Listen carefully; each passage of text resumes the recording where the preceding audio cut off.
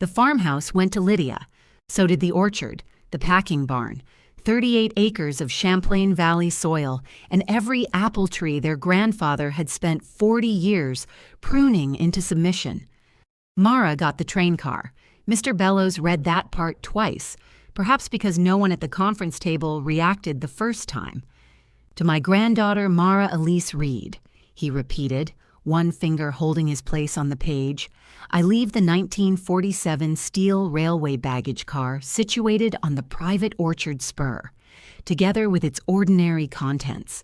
Rain ticked against the law office windows.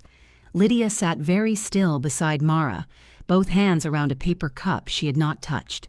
Their Aunt June made a small noise through her nose. "That rusty thing?" June asked. Mr. Bellows removed his glasses. "The description is unambiguous." Mara looked at Lydia's stack of documents, then at her own single sheet. "What ordinary contents? The estate inventory says tools, machinery, and stored materials." "Stored materials," June murmured. "Tetanus, probably." Lydia did not laugh. That almost made it worse. Mara had spent 6 years believing Elias Reed's silence meant he trusted her with the hard things. Sitting beneath the fluorescent lights with a dead pen in front of her, she wondered whether she had mistaken being useful for being loved.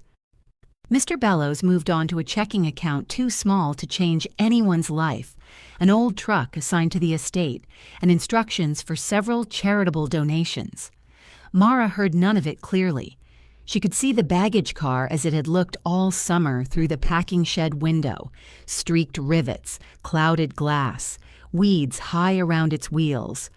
Elias had hauled it onto the abandoned spur before she was born. For years it had served as a workshop, then storage, then one more subject he changed whenever she asked. When the meeting ended, June hugged Lydia first. "You did right by him," she said. Lydia's mouth tightened. "I did what had to be done." June squeezed her arm, and he knew it. Mara put on her forest green wax jacket. One cuff was blackened from a muffler repair she had done in a parking lot for $80. Her work-scarred fingers fumbled the zipper, which irritated her enough that she left it open. June glanced at the paper in Mara's hand. "Maybe one of those scrap fellows will take it without charging you." "Maybe, if they can reach it." "June," Lydia said, "I'm being practical. You're being loud." June looked offended, though volume had never embarrassed her before.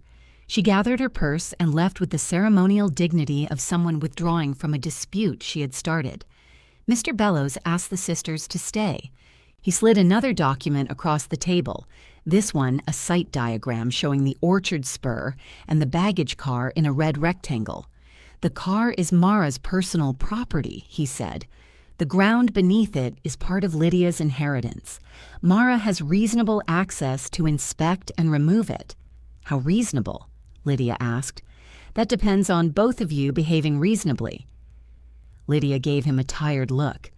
"Then we'll need a more specific document." To Mara's surprise, Mr. Bellows smiled. He had known Lydia since she was 12 and had apparently developed defensive reflexes. "The estate allows 90 days from distribution. You can agree to more.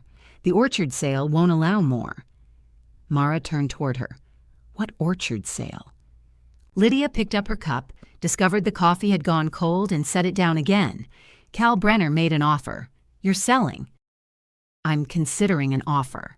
On Grandpa's place. On my place, apparently." The words landed between them with an ugly accuracy. Mara glanced at Mr. Bellows, but he had become fascinated by the alignment of his papers. Lydia rubbed the bridge of her nose. She was 32, only 7 years older than Mara, but the last year had put pale streaks through the hair at her temples. The property taxes are behind, the farmhouse roof leaks over the back stairs. There are medical bills, and the orchard barely covered its own spray schedule last season. You told everyone you were preserving it. I told Grandpa I'd take care of it. By selling it 3 weeks after the funeral?"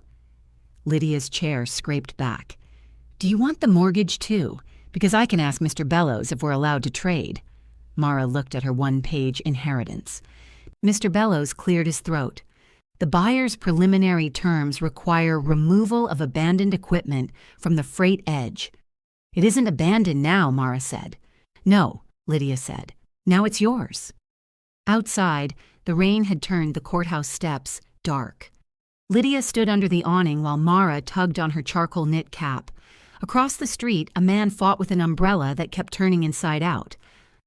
I wasn't going to hide the sale, Lydia said. You just weren't going to mention it until after I congratulated you. I have spent 11 months discussing bills, medication, insurance, property taxes, physical therapy, hospice forms, and whether Grandpa had eaten anything besides canned peaches. Forgive me if I didn't rush to call you about one more problem. Mara stared past her at the wet street. You could have called me about more than the lifting. I did. When? February 12th. I asked if you could stay with him that weekend. I was working. You were always working when I needed time. Somehow, you weren't working when he wanted a transmission pulled. That was before the shop cut my hours. Lydia's eyes moved to Mara's jacket cuff. How is the apprenticeship? Mara took half a second too long. Oh, Lydia said. I'm still registered. That wasn't what I asked. The fabrication shop laid off 6 people. And you didn't tell me. You had enough to deal with.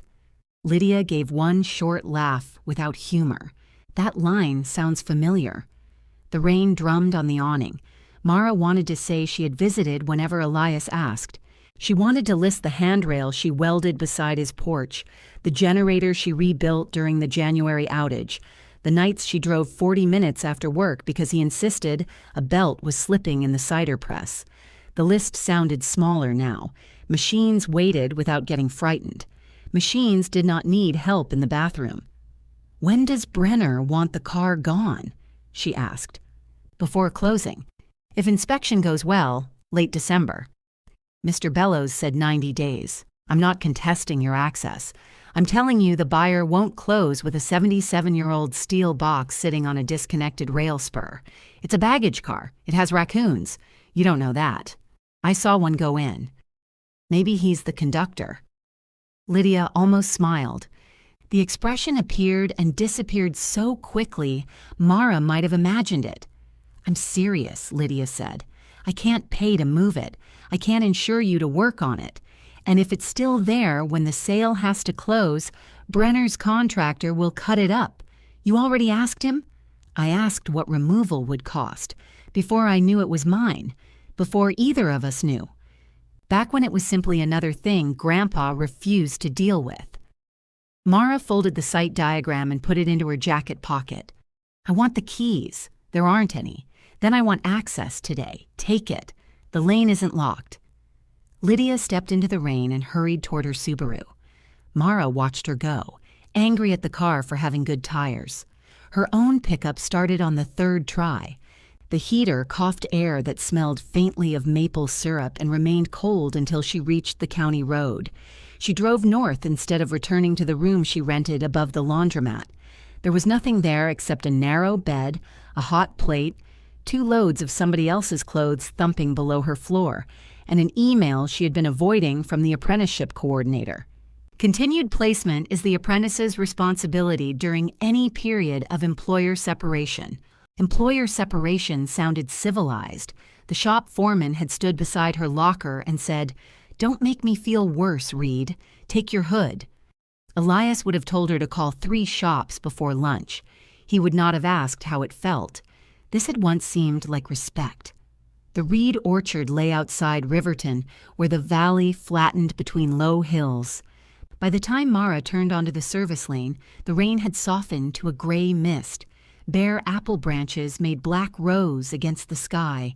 The farmhouse sat beyond them with one downstairs light glowing. Lydia's Subaru was not there. Mara parked beside the packing shed and walked toward the spur. The baggage car rested parallel to the shed on rails nearly swallowed by grass. Flaking oxide covered its sides in saturated orange-red sheets. Water ran from the roof and traced the rivets before dripping onto the ties. The broad sliding door faced the orchard lane, its lower edge buried in dead leaves. Someone had recently sprayed a white X near one end. Mara rubbed it with her thumb. The paint was fresh. She tried the door handle. Nothing moved. "Congratulations," she told the car. A wind pushed rain under her cap. She walked the length of the frame, crouching at intervals to look beneath it. Rust did not frighten her by itself. Rust could be surface, scale, or obituary. The side sill looked ugly but straight. One section of floor near the rear door sagged. The wheels were dark with corrosion, and weeds crowded the brake rigging. The spur continued past the car for another 60 feet before ending near a wall of brush. In the opposite direction, it curved toward the short line, though she could no longer see where the private rail met the active track. The nearest clouded window showed only darkness. She cupped her hands around her face and leaned against the glass. Shapes waited inside. Something tall, something wrapped, the square outline of a bench. Then her breath fogged the pain. By 4, she had found a bent pry bar in the packing shed, skinned one knuckle, and established that the baggage door resented her personally. She drove to the hardware store for penetrating oil and a rechargeable work lamp because the flashlight on her phone had begun dimming. The purchases took $52 from the $196 in her checking account. At the register, she considered putting back the lamp. The clerk, a broad man named Dennis who had known Elias, looked from the pry bar to Mara's wet jacket. "You opening that rail car?" "Attempting to. Your grandfather kept that door greased." Then he stopped. Dennis's face altered, just slightly. "Yeah." Mara waited to see if he would say something useful. People had been doing this since the funeral, approaching the edge of a memory, then deciding she was too fragile or too irrelevant to receive it. Instead, Dennis scanned the lamp. Batteries charged about halfway. Good. He used to come in for brass screws, wouldn't buy a box, counted out exactly what he needed. That sounds like him. Always bought one extra, though. That sounded like him, too, but Mara did not say so. When she returned, the cold had sharpened. Rain clicked against the car roof, and the first wet flakes of snow vanished on Mara's sleeves. She sprayed the rollers, cleared packed leaves from the track, and worked the pry bar into the narrow gap. The door gave a fraction with a low metal complaint. "Come on." Another fraction. Her boots slipped in the mud. The pry bar kicked loose and struck her thigh hard enough to make her swear. She limped in a circle, furious now, not at the door exactly, but at Elias, Lydia, the fresh white X, and every person who had looked at the train car and seen the correct shape of her inheritance. She reset the bar. This time, when the door moved, she heard something shift inside. Mara froze. Not an animal, heavier. A strap creaking under tension, followed by a faint wooden knock. She pulled again. The swollen door rolled 6 inches, then a foot, releasing air that smelled of cold iron, damp wood, machine oil, and something sweetly stale. Dust stirred beyond the opening. She widened the gap until her shoulders could pass, clipped the amber work lamp to the inside frame, and switched it on. Warm light reached into the car. Snow was sticking now, gathering in clean white patches along the service lane and the ties. Mara stood alone near the left end of the open doorway, one gloved hand still wrapped around the heavy handle, leaning toward what Elias had left behind. A carved horse faced her from just inside the car. Its painted eye was dark and patient. One ear was chipped. Burgundy and teal flaked from the saddle, exposing pale wood beneath. Behind it, curved decorative panels stood strapped upright beside bundles, wrapped in stained canvas. Brass drive components caught the amber light through openings in their protective cloth. Elias's scarred workbench occupied the far wall, crowded with tools as if he had stepped outside moments earlier. Mara forgot the cold. She moved closer without entering. More horses emerged from the darkness in partial shapes, arched necks, carved teeth, raised knees, not stored materials, not junk, a dismantled carousel. On the workbench lay a row of labeled hardware tins, a swollen notebook, and an envelope clipped beneath a wrench. The writing on its face was not a confession or a blessing. It was an address in Riverton and 2 ordinary words in Elias's blunt, block letters: Final delivery. Mara lifted the wrench carefully, expecting the envelope to stick to the damp workbench. It came free with a papery whisper. The flap had never been sealed. Inside was not a letter. There were 6 sheets of correspondence held together by a rusting clip. The first carried the plain header of the Riverton Riverfront Pavilion and was dated March 18, 2023. Elias, the town approved the revised platform dimensions. We can receive the carousel once the drainage work is complete. As discussed, the pavilion will provide installation labor, electrical hookup, and lifting equipment. Please confirm the center drive assembly before transport. Jonah Price Operations Manager Mara turned the page. More dates. More practical sentences. Questions about anchor spacing, elevation above the floodline, the safest way to store carved wood through winter. Elias's replies were penciled on copies in his compressed block printing. Floor first. Wood can wait if kept dry. Not ready. Found more damage at lower bearing. The last exchange was from April 2024. Jonah had asked whether Elias wanted someone to help move the remaining components out of the flood-damaged workshop where the carousel had originally been stored.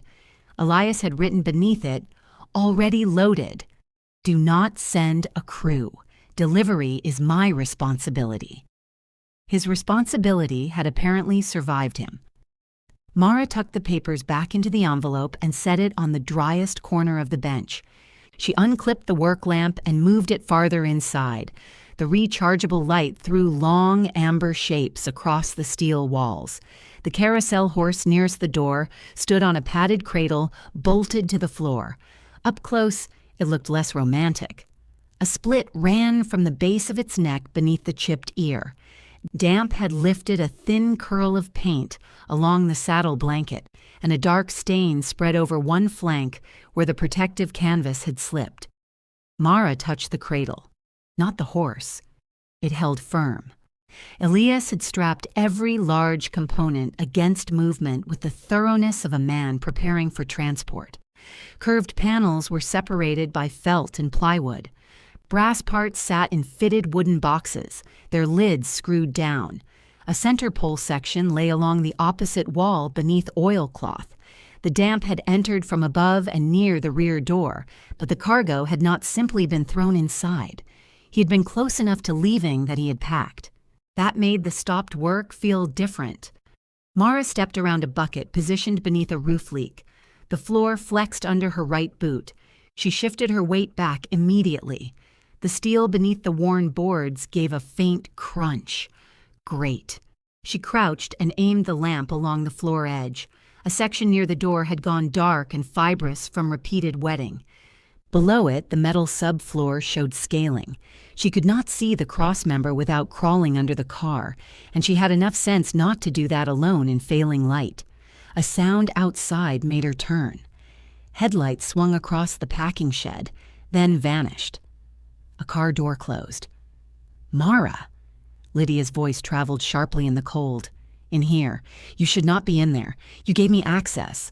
I didn't give you permission to get crushed." Lydia appeared at the opening in a navy raincoat and rubber orchard boots. Wet snow shone in her hair. She stopped when she saw the horse.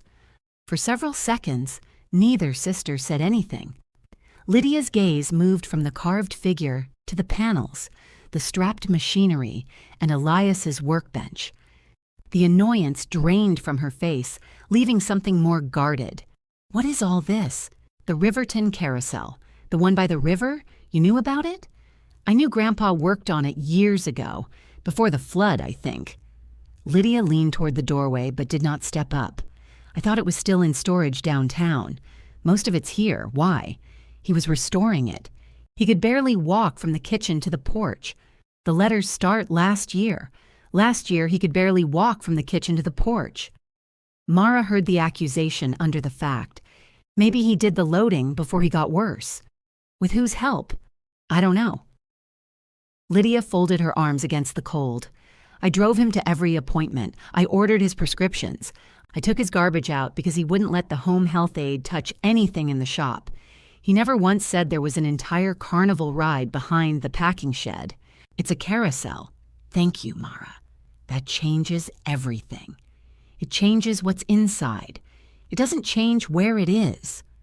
Mara picked up the envelope. He had an agreement to deliver it to the riverfront pavilion. Lydia looked at the 2 words on the front. An agreement with whom? A man named Jonah Price. Does the man named Jonah Price own this stuff?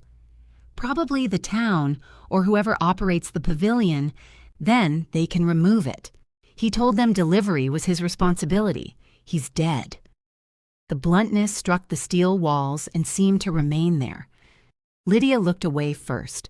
Her attention settled on the bucket beneath the leak. A slow drip struck its bottom. I came because I saw your truck from the house, she said.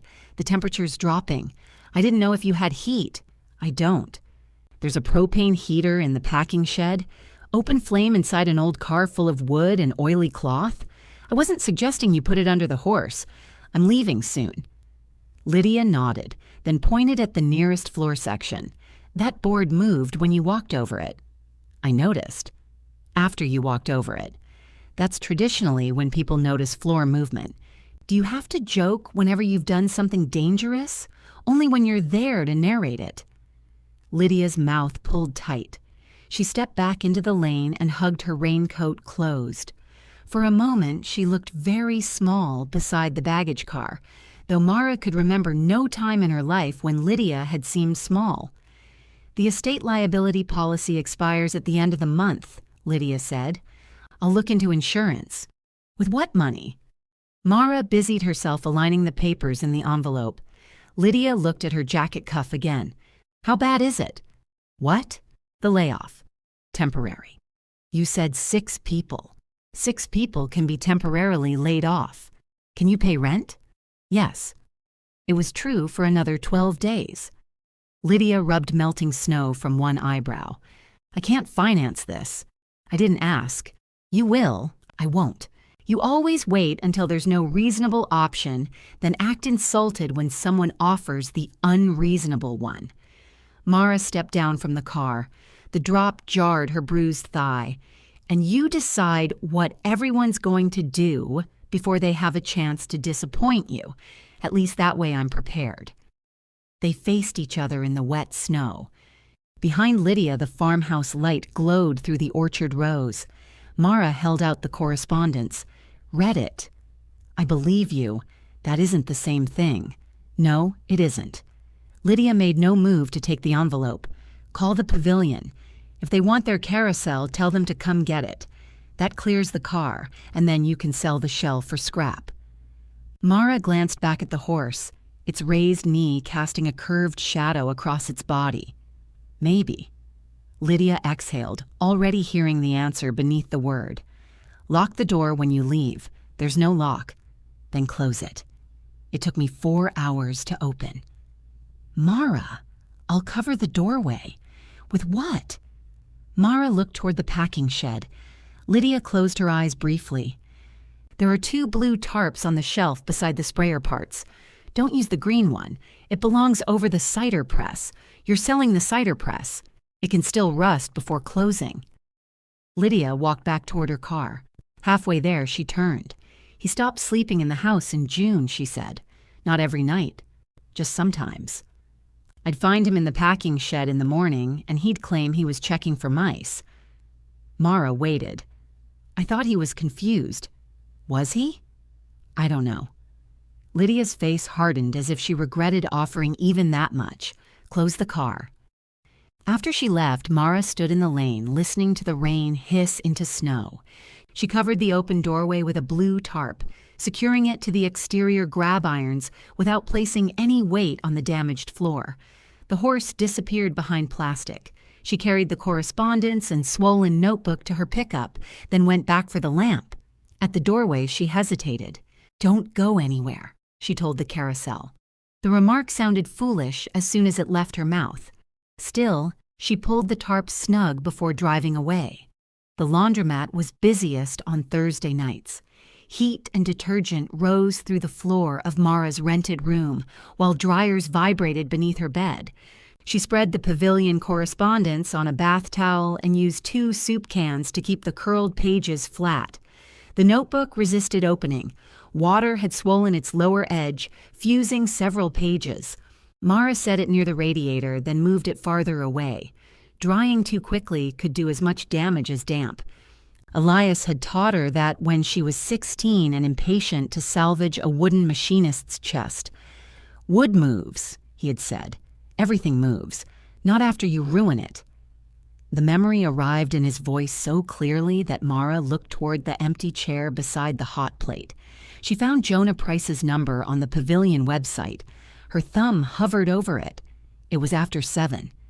She should wait until morning, when she could sound like someone handling an inheritance, instead of someone sitting on her bed with wet socks draped over a lamp.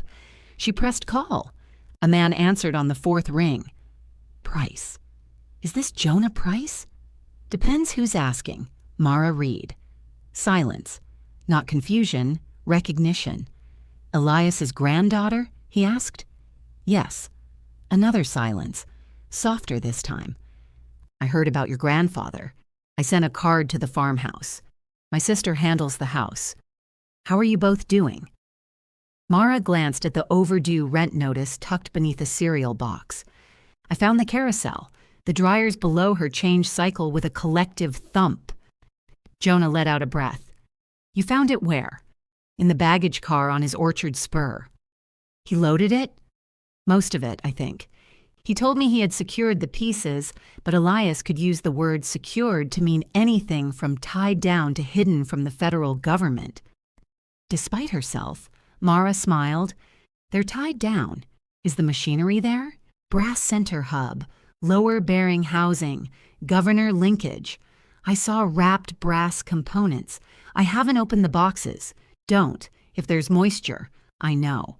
The answer came out sharper than she intended. "All right," Jonah said. He sounded neither offended nor impressed. "What condition is the car in?" "Bad." "And the carousel?" "I don't know yet. Can I come look?" Mara pictured Lydia learning she had invited a stranger onto the property at night. "Tomorrow, daylight. I'll bring the inventory we have." "There's an inventory?" "An old one. Elias said he was making a condition list as he worked." Mara looked at the swollen notebook. "Did he finish the restoration?" Jonah asked. "No." The word quieted them both. "We've got the installation site ready," Jonah said. "Not finished, but ready enough to receive it." Elias knew that.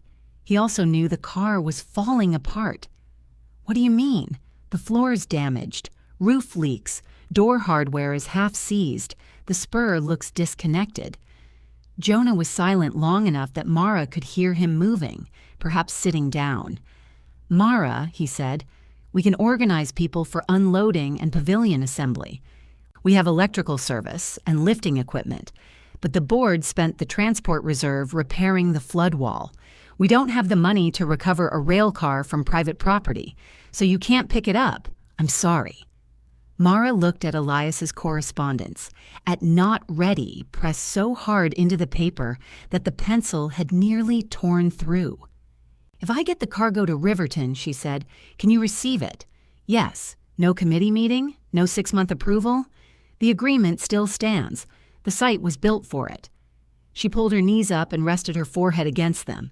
Getting the cargo there could mean trucks, cranes, permits, insurance, and labor she could not afford. The baggage car might not survive being moved across the orchard, much less onto active rail. "Elias said you welded," Jonah said cautiously. "I do." "Then you should talk to Rosa Alvarez before you touch the frame." "Who's Rosa Alvarez?" "A railcar inspector with the Champlain Valley Short Line." Mara lifted her head. Jonah continued. Elias had already asked her what it would take to move that car. "When?" "Last spring." "Did she inspect it?" "He never told me. He stopped returning calls before we could arrange anything."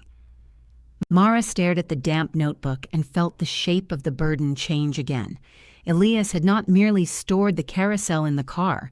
He had meant for the car itself to carry it. The idea was absurd enough to keep Mara awake. At 2 in the morning, She searched the short line's freight map on her phone and traced the active track past Riverton with one finger. The orchard spur connected less than 4 miles north of the pavilion. Less than 4 miles sounded encouraging until she imagined 4 miles of steel wheels, inspections, liability, signals, and people who did not accept hope as a repair specification. She found Rosa Alvarez listed under equipment compliance and saved the number. At 7:30, Mara called Lydia. "A man from the pavilion is coming to inspect the cargo. Good morning to you, too. He'll be there at 10. Did you invite him onto my property?" "I'm informing you. You're informing me after inviting him. You said to call them. I said to tell them to collect their carousel." "They can't." "Of course they can't." Mara pulled on her boots. "He's bringing an inventory. I need to know what's in the car. I have a meeting with Brenner at 11. Then you don't have to see him. That isn't the point." "What is the point?" Lydia was quiet for a moment. "Insurance is the point. Boundaries are the point. You deciding that my problems are scenery while you pursue something interesting is the point. It isn't interesting. It's wet, broken, and parked on your closing date. Now you understand my position. I'll be responsible for Jonah. Is Jonah house-trained? I'll ask." Lydia hung up. Mara made coffee in a saucepan because the room's electric kettle had stopped working. She drank half, poured the rest into a travel mug, and checked the notebook. Its pages had loosened slightly overnight. She separated two near the front with the flat edge of a butter knife, stopping when damp paper began to pull. The exposed page held a list. Horses 1-8, packed rounding boards, packed center hub, cleaned/packed lower. Bearing, pitted drive shaft, check keyway governor linkage. Wrong below that, Elias had drawn 3 short lines and crossed them out so hard the page had nearly worn through. Mara carried the notebook downstairs. The laundromat owner, Bev, was pouring detergent into a row of machines for the drop-off service. She wore purple reading glasses on a chain and had forearms built by 20 years of lifting wet clothes. "You're up early," Bev said. "I'm always up early. You're usually quieter about it." Mara paused by the door. Bev nodded toward the ceiling. "You walk like you're trying to stamp a confession out of the floor. Sorry, don't be sorry. Pay rent." "I will." "Good. Then you can tap dance." Outside, the cold had tightened everything. Yesterday's wet snow remained in thin white patches beneath the orchard trees, though the service lane was mostly mud. Mara arrived before 9 and found the blue tarp sagging with water. She emptied it carefully, opened the baggage door another foot, and set a plank across the softest floor section without trusting it with her full weight. The car looked less magical in daylight. The amber lamp had made the carved pieces appear to be waiting for music. Under a pale November sky, Mara saw mildew spotting on the canvas, rust bleeding down an interior wall, and mouse droppings beneath the workbench. Lydia had been right about at least one resident.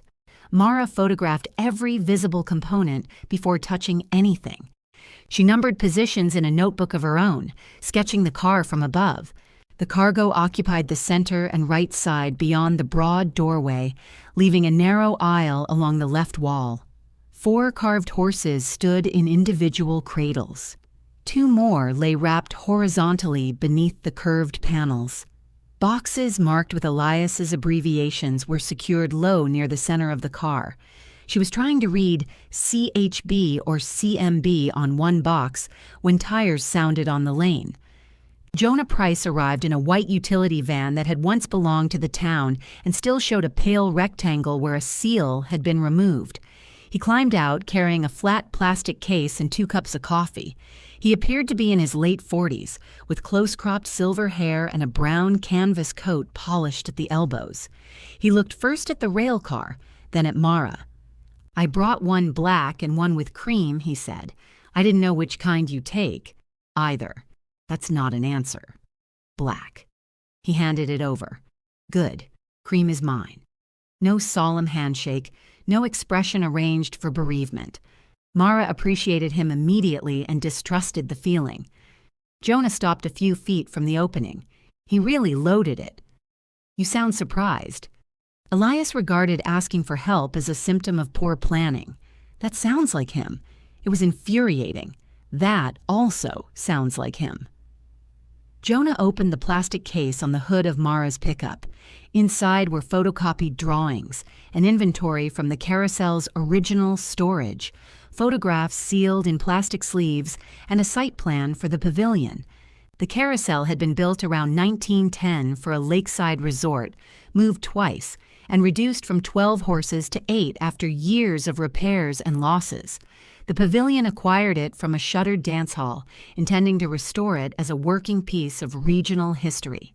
Before the work could begin, river flooding soaked the stored platform and damaged the drive assembly. "How did Grandpa get involved?" Mara asked. "He came to a planning meeting to complain about the type of fasteners proposed for the pavilion." Mara looked up. "He was right," Jonah said. "Unpleasant, but right. Then he told us he'd repaired freight doors and mechanical equipment for the railroad, and that he understood how the old carousel frame carried load. He offered to assess it. He volunteered? Technically, he said, you'll wreck it if nobody competent looks. We interpreted that as volunteering. Jonah pulled out a photograph of Elias standing inside the old riverfront storage building. He was thinner than Mara remembered him at the time, one hand resting on the chipped horse's neck. Beside him lay a warped section of platform. The picture had been taken 14 months earlier. He shouldn't have been lifting, Mara said. He wasn't. He directed 6 of us and insulted our knots. You helped him load? Not into this car. We moved the pieces to a dry section of the building. Later, he told me he'd arranged transport and didn't need us. Did you believe him? Jonah considered that. I believed he believed himself. Mara handed back the photograph. Let's see what survived. They worked from the door inward without undoing the main restraints. Jonah read the old inventory while Mara matched shapes, numbers, and Elias's markings. 8 horses were present, though 2 remained inaccessible beneath protective wrapping. All 12 rounding boards had been loaded. The dismantled sweeps, hangers, crank arms, and platform braces occupied a rack along the right wall. The brass center hub was in the largest fitted box. The lower-bearing housing sat beside it, wrapped in oilcloth with a red tag wired through one bolt hole. Mara turned the tag over. Pitting beyond polish. Build up or sleeve. Decide after shaft check. There it was again. Not affection. An instruction waiting for her judgment. Jonah watched her read it. He talked about you. Mara set the tag down. Did he? Said you could hear a bad bearing before half the mechanics he'd worked with. That's almost a compliment. It was the closest I ever heard him get. He told me my welds looked like a squirrel had dragged its tail through pudding. Jonah laughed. That sounds more comfortable for him. They found damp staining on 3 panels and a split through the neck joint of the nearest horse. One of the horizontally stored horses had rubbed against its cradle where a pad slipped, damaging paint along the carved harness. The brass components remained oily and bright beneath their wrapping, though oxidation marked several fasteners. Elias's tools filled 2 drawers in the workbench, each outline labeled on the wood beneath it. One outline was empty. What belongs there? Jonah asked. Mara traced the long, narrow shape with a finger. Inside micrometer. Important? For measuring the bearing bore accurately, yes. Could he have taken it to the house? Maybe. The word reminded her of Lydia's green tarp, the cider press, the many corners of the property already assigned value or disposal. They reached the rear quarter of the car and stopped. Water had entered around a clouded window and traveled down the steel wall. The floor damage was worse there. A board had collapsed completely, exposing a dark gap in the edge of a rusted support beneath it. Jonah leaned without stepping closer. Can it move? The cargo? Yes. The car? I don't know. Could we unload here and truck the pieces separately? Maybe. But you'd need a crane or a forklift that can handle the center assembly. The lane's soft and the doorway hardware barely works. Every extra handling step is another chance to damage something. I can price it. You said there's no transport money. I can price things I can't afford. It's a valuable life skill. Mara crouched on the sound section of floor and aimed her flashlight into the gap. The structural member below showed heavy scale, but no obvious separation. A thin screwdriver would tell her more, but she resisted the urge to probe before documenting it. Elias thought the car could carry it, she said. Elias also thought pneumonia was an inconvenience invented by doctors. Did Rosa ever come here? Call her. Mara took out her phone. Rosa answered with, "Alvarez," in a voice that suggested she had already been interrupted twice that morning. "My name is Mara Reed. Jonah Price gave me your number." "About Elias's baggage car?"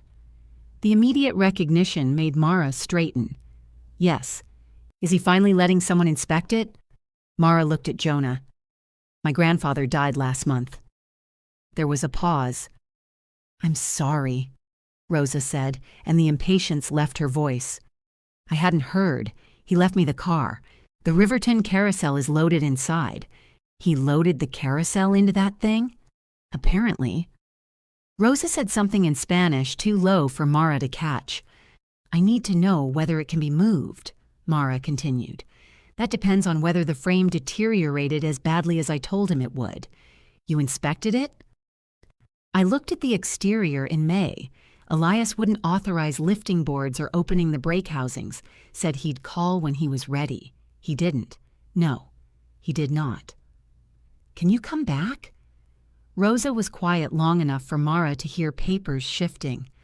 "I can give you an hour tomorrow at 8, she said. "A preliminary examination only. I identify unsafe conditions. I don't repair them, and I don't certify wishful thinking. I'm a welding apprentice."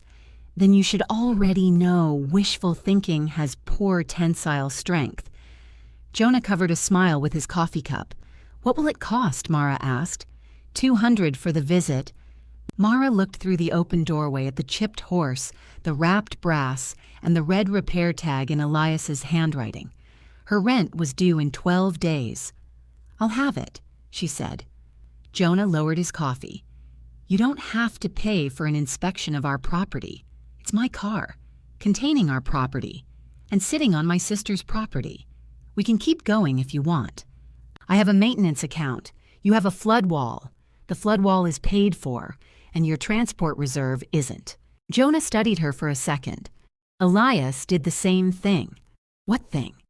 Turned help into a jurisdictional dispute. Mara closed the tool drawer harder than necessary. "Tomorrow at 8.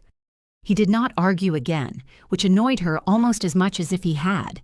They secured the car before leaving. Jonah took copies of her photographs but left the old inventory and pavilion drawings in the plastic case. He also gave Mara a roll of archival tissue from his van for the lifted paint on the nearest horse. "This isn't restoration," he cautioned. "Just keep loose flakes from catching on the canvas." "I know. You say that a lot. People tell me obvious things a lot. Tomorrow, try not to say it to Rosa." Mara watched his van disappear down the lane, then checked her bank balance on her phone. $143.19. The arithmetic did not improve when she performed it twice. She called Rosa back and asked whether payment was due before or after the inspection. "After," Rosa said. "Good. That answer makes me nervous. I'll have it. You said that already." Mara hung up and searched her recent messages for anyone who had asked about repair work. 2 were old enough to be useless. One was from a dairy farmer named Paul Dwyer, whose feed gate had split at the lower hinge. Mara had quoted him $120 2 weeks earlier. He had replied with a thumbs-up symbol, which she had mistakenly interpreted as agreement. She called. "Gate still broken?" she asked. "Still leaning." "I can do it this afternoon. What happened to next week?" "My schedule opened. That sound expensive?" Same quote. Paul hesitated. "Can you do a mower deck while you're here? If you add 80, 60. 75. You drive a hard bargain for somebody who called me. 70, and you pay when I finish," he agreed. Mara spent 4 cold hours kneeling on concrete in Paul's equipment shed while November air blew under the doors. The gate hinge was dirty but straightforward. The mower deck had been repaired twice by someone who believed additional weld metal could compensate for not removing rust. She ground both repairs out, fitted a patch, and finished after dark. Paul inspected the bead with a flashlight. "Your grandfather used to fix these. My grandfather used to insult these. He charged less. He also bought coffee for $1.25." Paul handed her 2 20s and 3 10s. "You got a place to do regular work now?" "Between places. My brother's got a manure spreader with a cracked bracket. Everybody's brother has a manure spreader with a cracked bracket. This one pays cash. Give him my number." At the laundromat, Mara slid the $70 into an envelope with the last of her checking account cash. 200 even. She wrote Rosa on the front and placed it beside the swollen notebook. Bev appeared in the doorway without knocking. "You planning to rob somebody named Rosa?" "No." "Shame. Rent's due soon." Mara looked at her. Bev shrugged. "Your walls are thin too." After Bev left, Mara opened the notebook another inch. Several pages had separated as they dried. Between measurements and sketches, Elias had made lists of materials purchased, hours worked, and problems discovered. He had not written a diary. He had written arguments against forgetting. On one page, beside a drawing of the center hub, he had noted, "Original linkage altered after 1968 repair.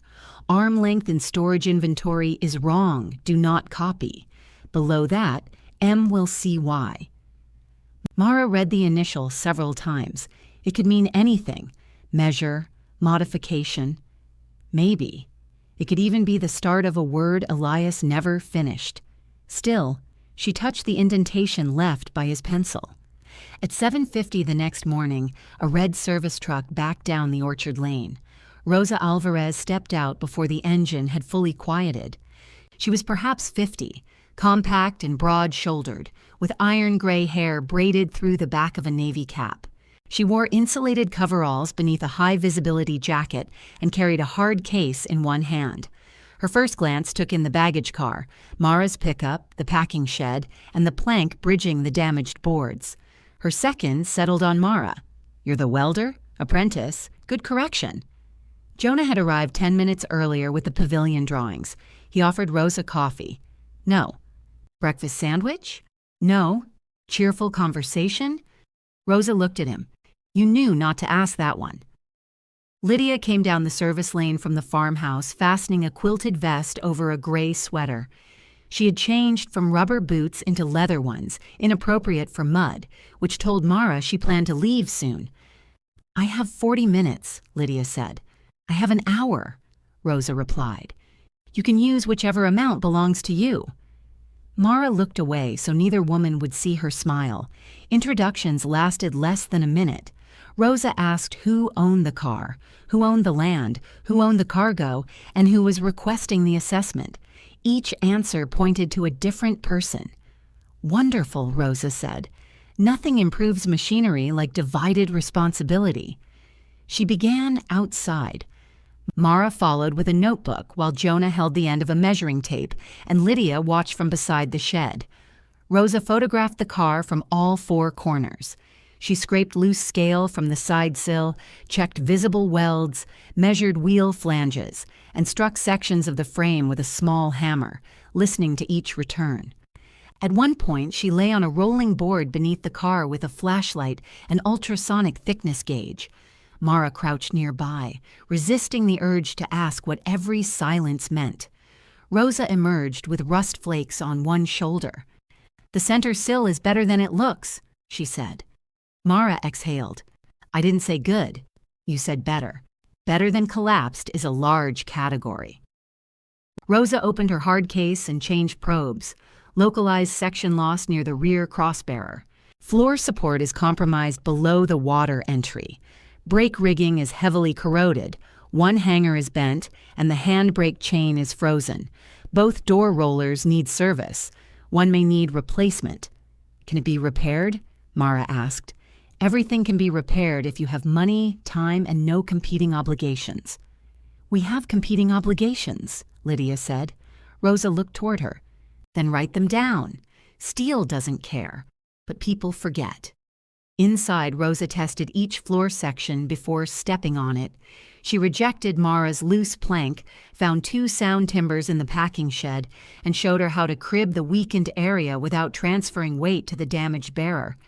She checked the ceiling and window seals, examined the cargo restraints, and stopped at the nearest carved horse. This was the Riverton carousel? Jonah nodded. What's left of it? Rosa looked at the chipped ear and the split along the neck. No. What's left is sawdust. This is damaged. Her hand hovered near the carved wood without touching.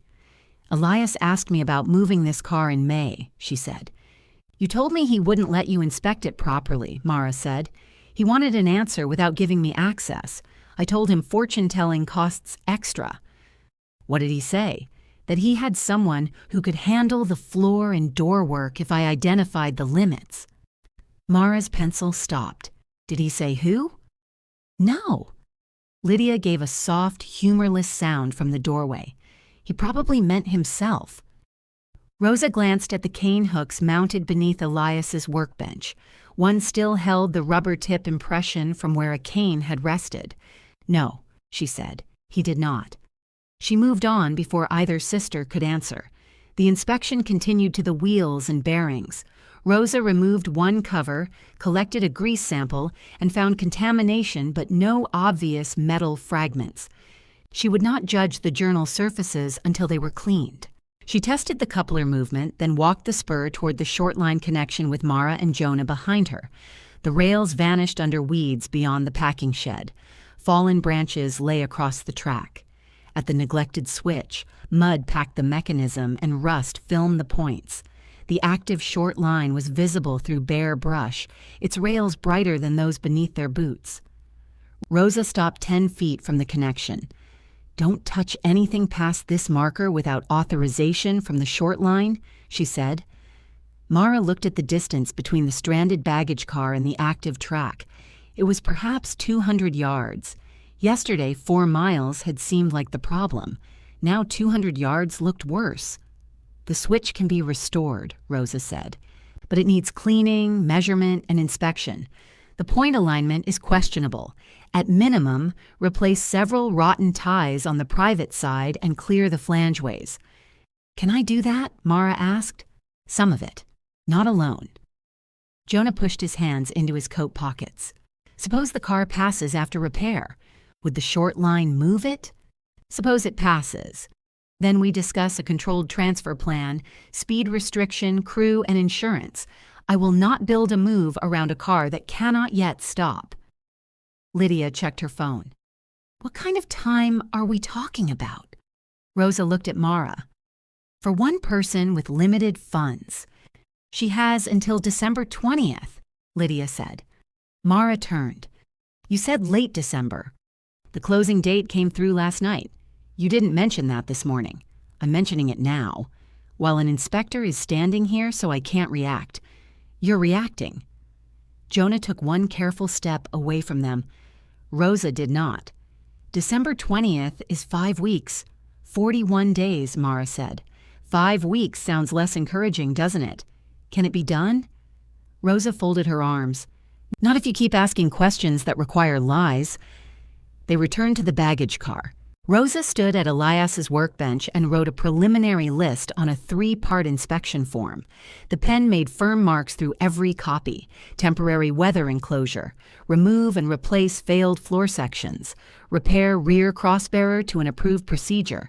Service or replace door rollers and stops. Restore handbrake and inspect brake rigging. Clean and evaluate bearings. Verify cargo restraint loads. Repair private spur and switch approach. Submit movement plan. Mara read over her shoulder. What can I do? Weather protection. Floor removal under safe cribbing. Fit and weld the bearer repair after I approve your procedure and material. Door hardware, depending on what we find. Cleaning. Documentation. And the brakes, not without someone qualified supervising. You? If my schedule allows, and if you pay me. How much altogether? I don't quote imaginary work. Price the materials first. Lydia looked at the list. This is not realistic. You have a scrap estimate? Rosa asked. Yes. Then that's realistic. It is not the only real option. Mara took the inspection form. If I complete these items, will you certify it? If you complete them correctly and if further inspection finds no disqualifying damage, I can certify the car for a slow, controlled move. Not general service, not wishful service. One move. It was not a promise. It was a narrow door. Rosa packed her tools. Mara handed her the envelope with $200. Rosa counted it once and tucked it into an inside pocket. Do you have work? Some. That wasn't my question. I was laid off. Lydia looked at Mara sharply. Rosa's face remained unreadable. Then the first repair is your budget. Material alone could run into thousands if you buy retail. Make your list before you make sparks. She tore off Mara's copy of the form and handed it to her. Your grandfather's mistake was waiting until every problem became urgent, Rosa said. You inherited that too, if you want it. Then she drove away, leaving Mara between the long repair list and the baggage car's open door. Inside, the chipped horse watched her with its patient painted eye. Lydia held out her hand. Let me see the estimate. It isn't an estimate. Then let me see the bad news. Mara gave her the paper. Lydia read to the bottom, then looked toward the fresh white X on the rusted steel. 41 days, she said. Mara put both hands into her jacket pockets so Lydia would not see them tremble. Then I should start today. Lydia lowered the inspection form. You told me the layoff was temporary. It may be. You also told me you could pay rent. I can. For how long? Mara picked up the timbers Rosa had approved and carried one toward the baggage car. Lydia caught the other end before it dragged through the mud. I have it. I can see that. Let go. Lydia did, abruptly. The timber dropped and splashed Mara's jeans. Excellent teamwork, Mara said. You have 41 days, no job, and a repair list that begins with the weather and ends with moving a 77-year-old railcar. I'm asking a reasonable question. You're asking whether I can afford to fail. I'm asking what failure costs you. Mara looked at the farmhouse through the bare rows. Less than it costs you, apparently. Lydia's expression closed. I won't lose the sale. I know. I mean it. So do I. Then hear the part you keep stepping around. If this isn't ready to move, Brenner's contractor comes on December 16th. He needs time to cut it apart and clear the metal before closing. Mara stared at her. That's 4 days earlier. It's the practical deadline. The practical deadline is the deadline. It's still 37 days. You knew about the contractor yesterday. I knew Brenner wanted a contingency, and you let me pay an inspector before telling me. I didn't know you were spending your rent money. You weren't supposed to. Lydia held the inspection form against her side. Wet wind worked loose strands of hair across her cheek. You want everyone to trust you, but you hide every fact that might affect their decision. Mara took the paper from her. That must run in the family. She carried both timbers into the car without asking for help. The first task was keeping more water out. Mara stretched the blue tarp from the car roof to the packing shed, creating an angled cover over the open doorway. Wind turned it into a snapping sail until Jonah arrived with rope, sandbags, and a ladder. I'm not lifting anything, he said. I'm delivering objects. Very legal of you. I've had practice. Together, they made the cover taut enough to drain away from the rails. Jonah brought clear plastic sheeting for the leaking window and foam strips to seal the worst gaps temporarily. None of it repaired the car, but by noon the steady drip into the bucket had slowed. Mara taped Rosa's inspection list above the workbench. Jonah read it. You paid her? Yes. With what? American currency. I know that much. She texted me and called you stubborn. She texts fast. She also said the frame might be repairable. Might. That's more than we had yesterday. Mara opened her notebook to a blank page and began columns for material, labor, inspection, transport, and cargo conservation. The first prices Jonah found on his phone were discouraging. New structural plate in the specified grade, brake parts, treated floor planks, replacement seals, cribbing, fasteners, grinding wheels, welding wire, gas. Even before labor or the switch work, the total passed $2,000. She crossed out the retail floor planks. "You can't reduce a price by drawing a line through it," Jonah said. "I'm aware. What's the alternative? The packing barn has old oak dunnage. Does it belong to you?" Mara looked toward the orchard. Jonah nodded. Jurisdictional dispute. Lydia answered Mara's text 3 minutes later. "You may inspect the oak stacked behind the cider press. Do not cut or remove anything until I see what you want." Mara held up the phone. "She writes like a border agreement. She probably thinks you read requests as suggestions. She's not entirely wrong. The oak was dry, thick, and ugly. Several pieces had bolt holes or splits, but enough looked sound to replace the failed floor sections if Rosa accepted the dimensions. Lydia met them in the barn carrying a red marker. "This pile goes with the property," she said. "Brenner mentioned it specifically. He specifically wants used dunnage. He specifically wants the barn contents except personal items." Mara ran a hand over one plank. "Grandpa salvaged these from the old creamery loading dock. I know, you can't buy oak this thick for what these are worth as barn clutter. I know that too." Mara waited for refusal. Lydia marked an X on 6 pieces. "These are split. Brenner won't care about them. If you can cut around the damage, use them. That's not enough. It's what I can give without changing the sale inventory." Jonah examined the pile with great concentration, tactfully absent from the conversation. Mara wanted to accuse Lydia of valuing every scrap of the estate above the car. Instead, she looked at the marked oak. 2 pieces might yield full-width boards. The rest could become cribbing or patches. "Thank you," she said. Lydia blinked once. "Don't make it strange. You're doing that yourself. Better." They carried the oak to the car. Lydia helped with the first 2 pieces, then changed into cleaner shoes and left for the afternoon shift at the medical billing office, where she had continued working throughout Elias's illness. Mara had forgotten she was working today. In Mara's mind, Lydia had inherited enough land to become permanently available for arguments. The thought embarrassed her. Jonah stayed to begin matching the carousel pieces to the old inventory.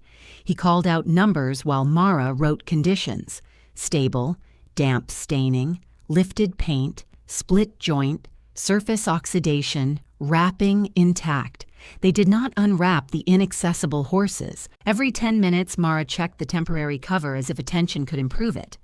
At 3, Jonah's phone rang. He stepped outside, spoke quietly, then returned wearing the expression of someone about to ask permission. "I have to get back to the pavilion. Plumbing contractor. Go, I can come tomorrow. I need to earn money tomorrow. Repair job if Paul Dwyer's brother calls. Reliable man? He owns a manure spreader. Reliability is implied." Jonah put the old inventory into its case. "The pavilion board meets Monday. I can ask for a small conservation allowance." "No, Mara. Use it on installation. If I get the car there, you'll need it. If you don't get the car there, we won't." "That's motivating. I'm not trying to motivate you. I'm trying to stop you from treating poverty like a private moral test." The sentence landed more cleanly than Mara expected. She capped her pen. "I'll find the repair money," she said. Jonah's face softened, but he did not pretend she had answered him. "Call if the tarp fails." After he left, Mara removed the loose objects from beneath Elias's workbench, photographing each before moving it. She found sharpening stones, clamps, spare brass screws in exact counts, and coffee cans filled with hardware sorted by thread. One can held 17 nearly identical washers and 1 peppermint sealed in faded cellophane. She put the peppermint back. The swollen notebook had dried enough to open through the first third. She brought it into the car and compared its entries to the components Jonah had identified. Elias's notes recorded every defect as though building a case against optimism. Horse 3, neck joint open, old glue failed. Horse 6, harness paint loose. No tape. Lower bearing housing out of round point 018. Shaft keyway damaged at leading edge. The measurements were too precise to have been made by eye. Elias had used the missing micrometer recently enough to record them, but it was not in the car. Below the bearing entry, he had drawn the altered linkage, a short arm meeting a curved governor rod at an angle that looked wrong. Beside it, he had written, "Existing arm is later repair too long, binds at full load." Then farther down, shortening changes travel. Need new pivot or offset clevis. No conclusion followed. Mara studied the geometry until the cold made her fingers stiff. She could see what Elias meant. Shortening the arm would prevent binding but reduce the governor's range. Moving the pivot changed the load path. An offset clevis might restore the travel, but only if it cleared the center hub. M will see why. She closed the notebook before the sentence could become what she wanted. Paul's brother called at 5:20. "My spreader bracket's cracked," he said. "So I heard." "Paul says you're between places. I'm mobile. That mean you bring your own power?" "Yes."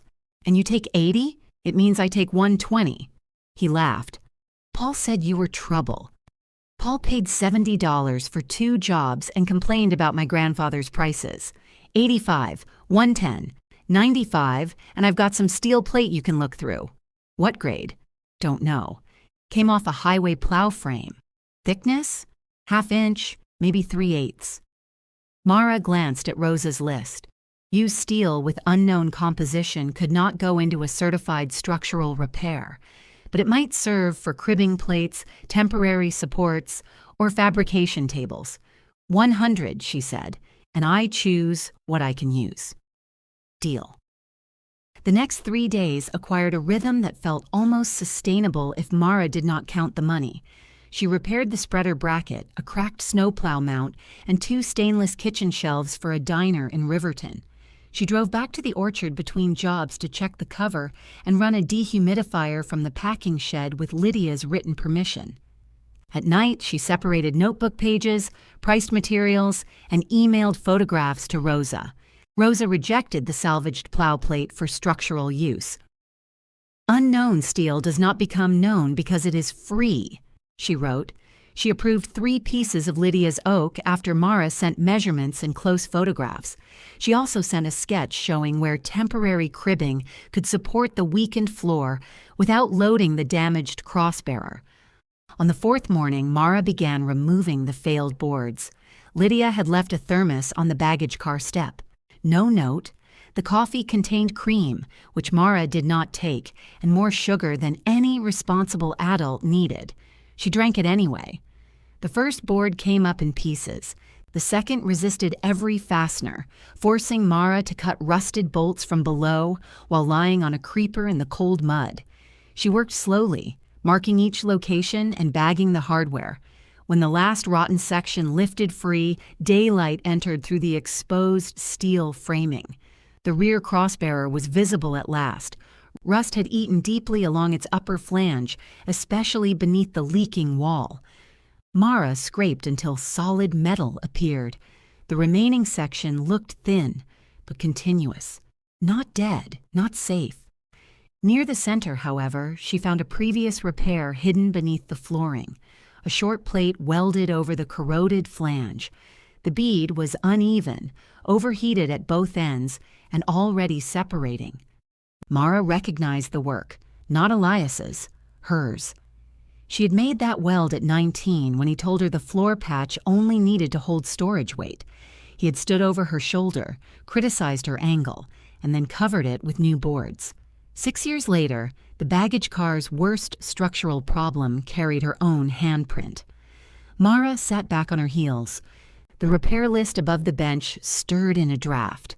For the first time since opening the door, she understood that Elias had not left her a burden untouched by her mistakes. He had left her one that remembered them. Mara took 6 photographs of the old weld before touching it. Then she sent the clearest one to Rosa with a message. "I made this repair when I was 19. Elias said it only had to support storage load." Rosa replied 3 minutes later. "Good. Now we know who to question." Mara almost laughed. Her phone rang. "Tell me exactly what you did," Rosa said. I ground the flange until I saw clean metal, fitted that plate over the thin section, and welded both long edges, probably 7018 rod. Grandpa set the machine. Did you inspect the backside? No. Measure the remaining thickness? No. Preheat? I don't remember. That means no. He told me where to weld. I'm not asking what Elias did. I'm asking what you did. Mara looked at the separated bead. I welded a patch over steel that was already too thin. Probably. And you put longitudinal welds across a member without checking what heat did to it. I was 19. Then 19-year-old you was badly supervised. 25-year-old you still has to remove it. The words settled differently than blame. Mara picked up her scraper. Can I save the bearer? Send dimensions, thickness readings, and pictures after the old plate is off. No cutting until you've cribbed exactly as I drew. I already set the cribbing. Then photograph it. You trust nobody. I trust evidence. People are inconsistent. Mara thought of Elias covering the repair with floorboards. Do I tell Lydia? Does Lydia own the steel? No. Then decide based on being her sister, not being a welder. That was less helpful. Mara photographed the cribbing and waited for Rosa's approval before lighting a torch. She cut the old patch away in narrow sections, stopping often so heat would not concentrate in the weakened flange. The bead fought harder in some places than its appearance suggested. Elias had criticized it, but he had not made her remove it. He had laid oak over the top and stored thousands of pounds above it. By noon, the plate dropped onto the mud beneath the car. Mara cleaned the exposed metal and measured. Heavy corrosion covered nearly 30 inches. At its thinnest point, the upper flange had lost more than half its original section. The web remained sound except near one corner, where water had tracked beneath the floor. She sent the results. Rosa called again. You need a formed repair section, she said, not another flat cover plate. It has to restore the flange and carry into sound metal beyond both ends. I can form it. With what break? Mara had no answer. Order it from a fabricator with material certification, Rosa continued. I'll send a sketch. You fit it. You do not weld until I inspect the fit. That adds a visit, yes, and a fee, yes. What if I send pictures and measurements? What if the car comes apart during the move?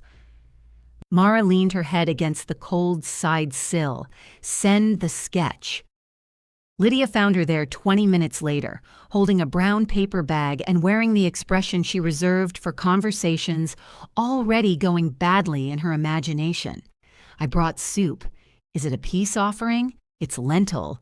That wasn't the question. It's warm. Take it or continue making this difficult.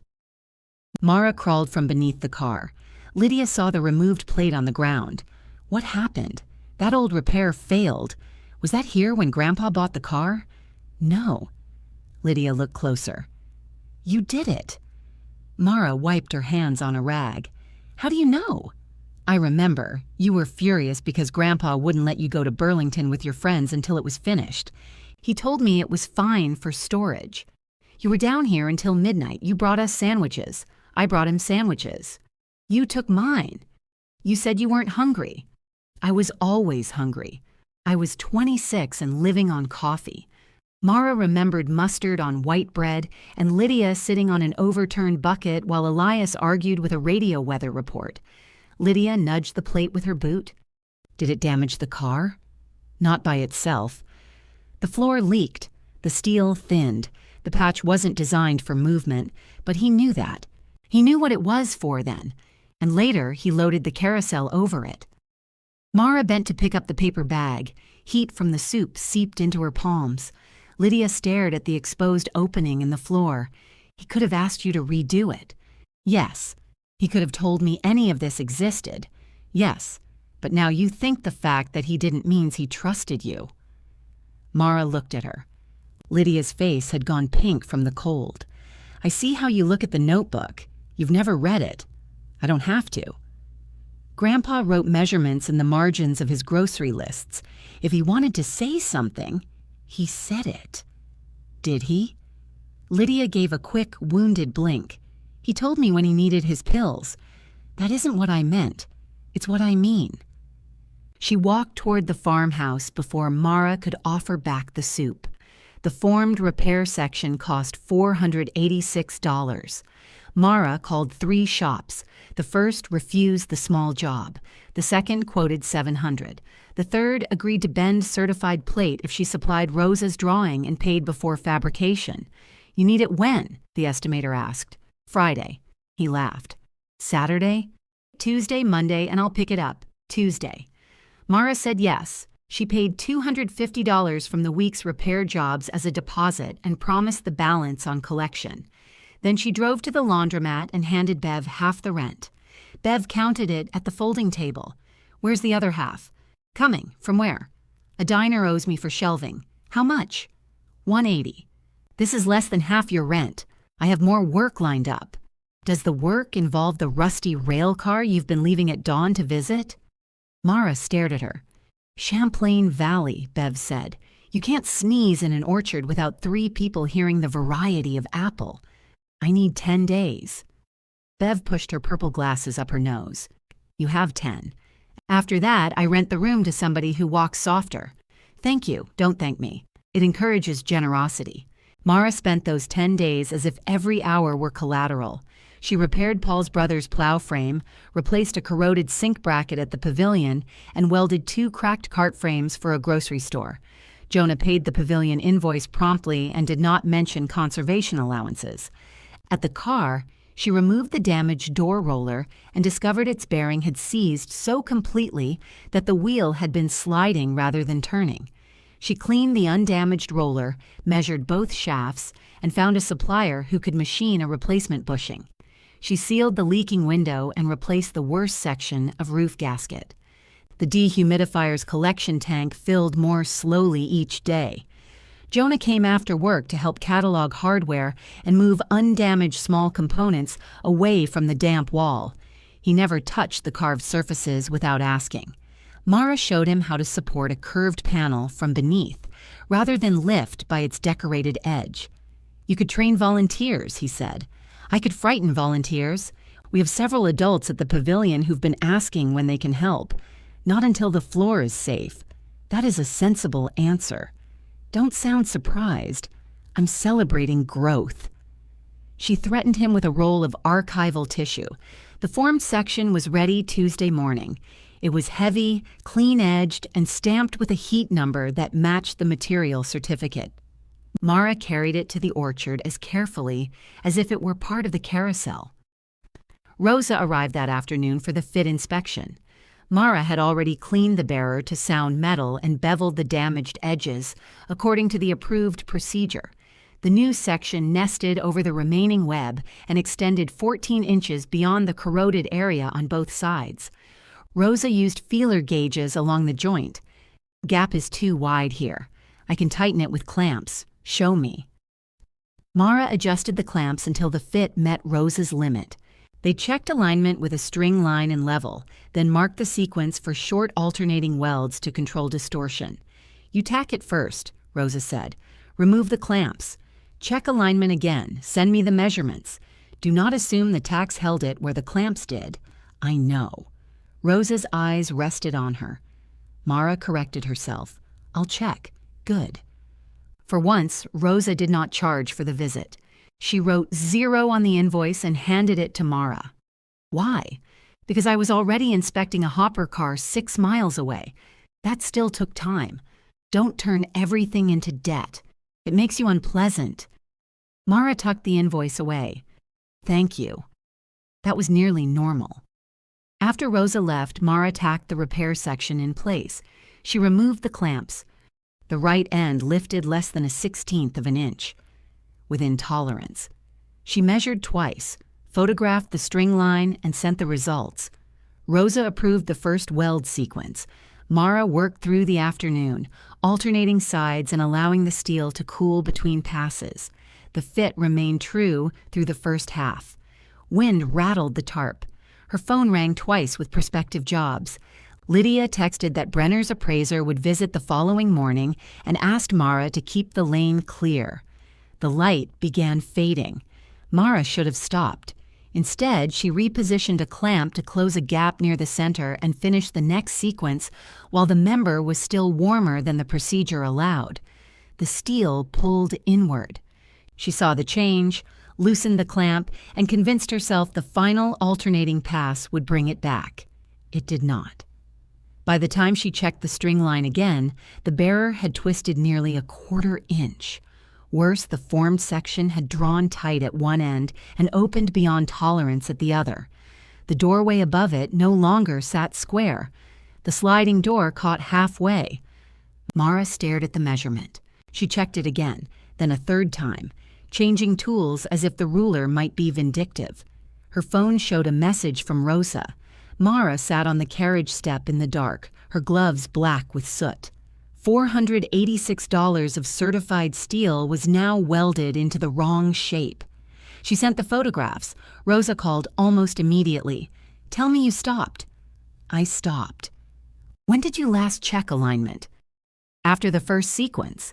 "And after removing the center clamp?" Mara said nothing. Rosa exhaled slowly. "You welded before checking the warped fit. I thought the next pass would pull it back. Steel does not care what you thought." "Can I heat straighten it?" "Not with that section loss and not without a procedure. The repair piece is compromised." Mara closed her eyes. "Cut it out," Rosa said. The words were neither cruel nor gentle. "Order another one. Then do it correctly." Mara stayed on the step until the cold reached through her jeans. Inside the car, the dehumidifier hummed beside the workbench. Amber light fell across the repair list and the nearest horse's chipped face. Nothing had changed except one piece of steel, and that piece had changed in precisely the wrong way. She called the fabrication shop before she could decide not to. "I need the same section again," she told the estimator. "You installing a pair?" "I ruined the first one." A pause. "That's honest. It isn't getting cheaper while we admire it." "No. Material's already cut for other jobs. I can order more tomorrow." "When can you bend it?" "Next Friday." "I don't have until next Friday." "You didn't have until Tuesday either, but we worked that out." Mara closed her eyes. "How much?" "Same price." "You still have the setup measurements. I have labor and steel. I can pay $300 now. You still owe $236 on the first one." The number sat heavily between them. "I'll call you in the morning," she said. She cut until after midnight. Removing a bad weld took longer than making one. Every pass with the grinder exposed more of the decision she wished she could reverse. She worked in short sections to protect the remaining bearer, changed discs with numb fingers, and stopped twice when fatigue made the tool drift towards sound metal. At 11, the tarp lifted in a gust and dumped icy water down the back of her jacket. Mara screamed at it with such personal fury that a light came on in the farmhouse. 10 minutes later, Lydia appeared carrying a flashlight. "What happened?" "Weather." "I heard you from the house." Then weather happened loudly. Lydia aimed the flashlight into the exposed floor. "Is that the new piece?" "It was." "What do you mean, was?" Mara kept grinding.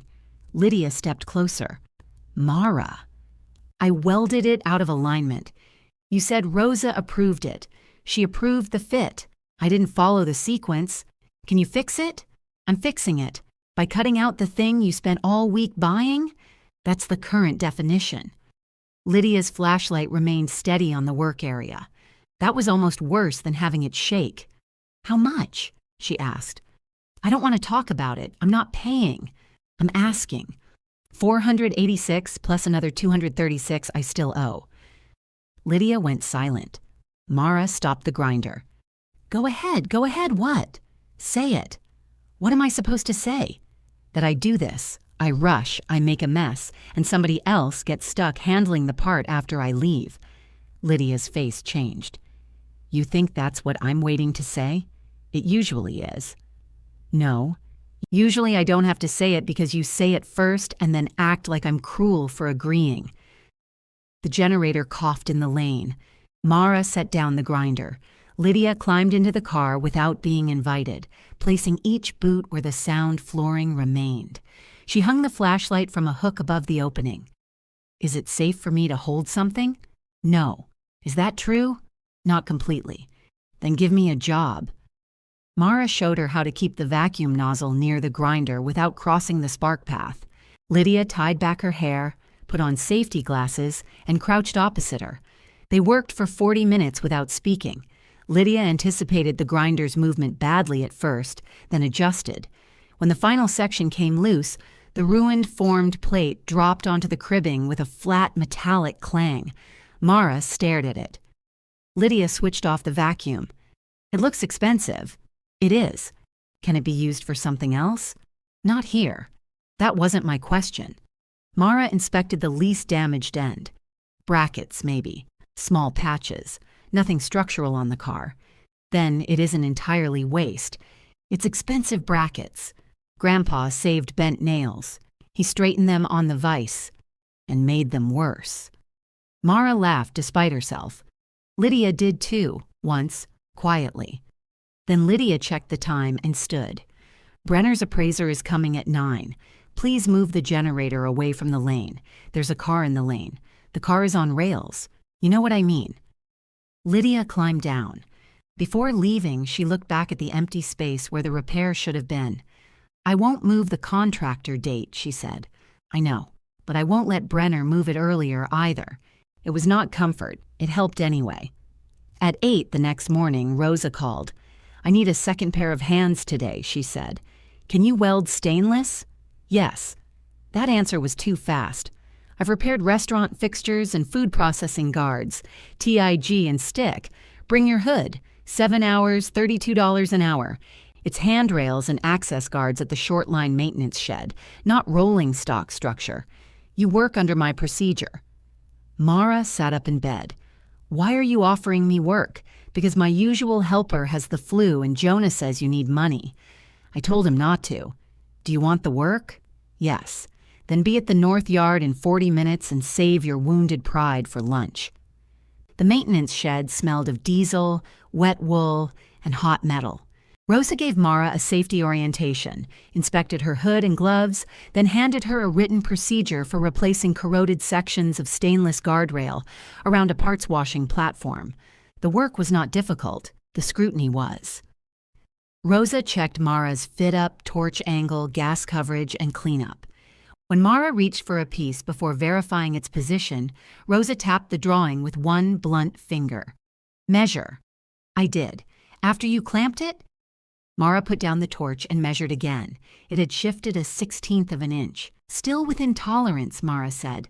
That is luck explaining itself as skill. Mara reset the piece. At lunch, they sat on overturned buckets near an open bay door. A freight locomotive idled outside, its low vibration traveling through the concrete. Rosa ate rice and beans from a glass container. Mara had crackers and an apple bruised along one side. You told Jonah I needed money? Mara asked. No, Jonah told me. That's what I said. You made it sound like conspiracy. He mentioned your mistake. I needed help, and I know enough about your work to supervise you. You've mostly seen the work I ruined. I've seen you document a bad repair you made 6 years ago, remove it safely, order correct material, fit it properly, then ruin it by ignoring one instruction. Strong recommendation. You also told me immediately. People hide mistakes when they're scared. Hidden mistakes kill people. Mara picked at the apple's bruised skin. Grandpa covered the first one with floorboards. Maybe he believed storage load was harmless. Maybe he didn't want to tell me I'd failed. Elias had no difficulty telling anyone they failed. Then why leave it? Rosa closed her container. Dead people create questions faster than answers. The work ended at 4. Rosa inspected every weld, marked one for cleanup, and approved the rest. She paid Mara through the contractor's payroll system, which meant the money would arrive the following afternoon rather than immediately. Can you inspect the second repair fit next week? Mara asked. If you acquire a second repair, I will. Rosa handed back Mara's hood. Then ask when it exists. The fabricator agreed to remake the section for $400 because the drawing and brake setup were unchanged.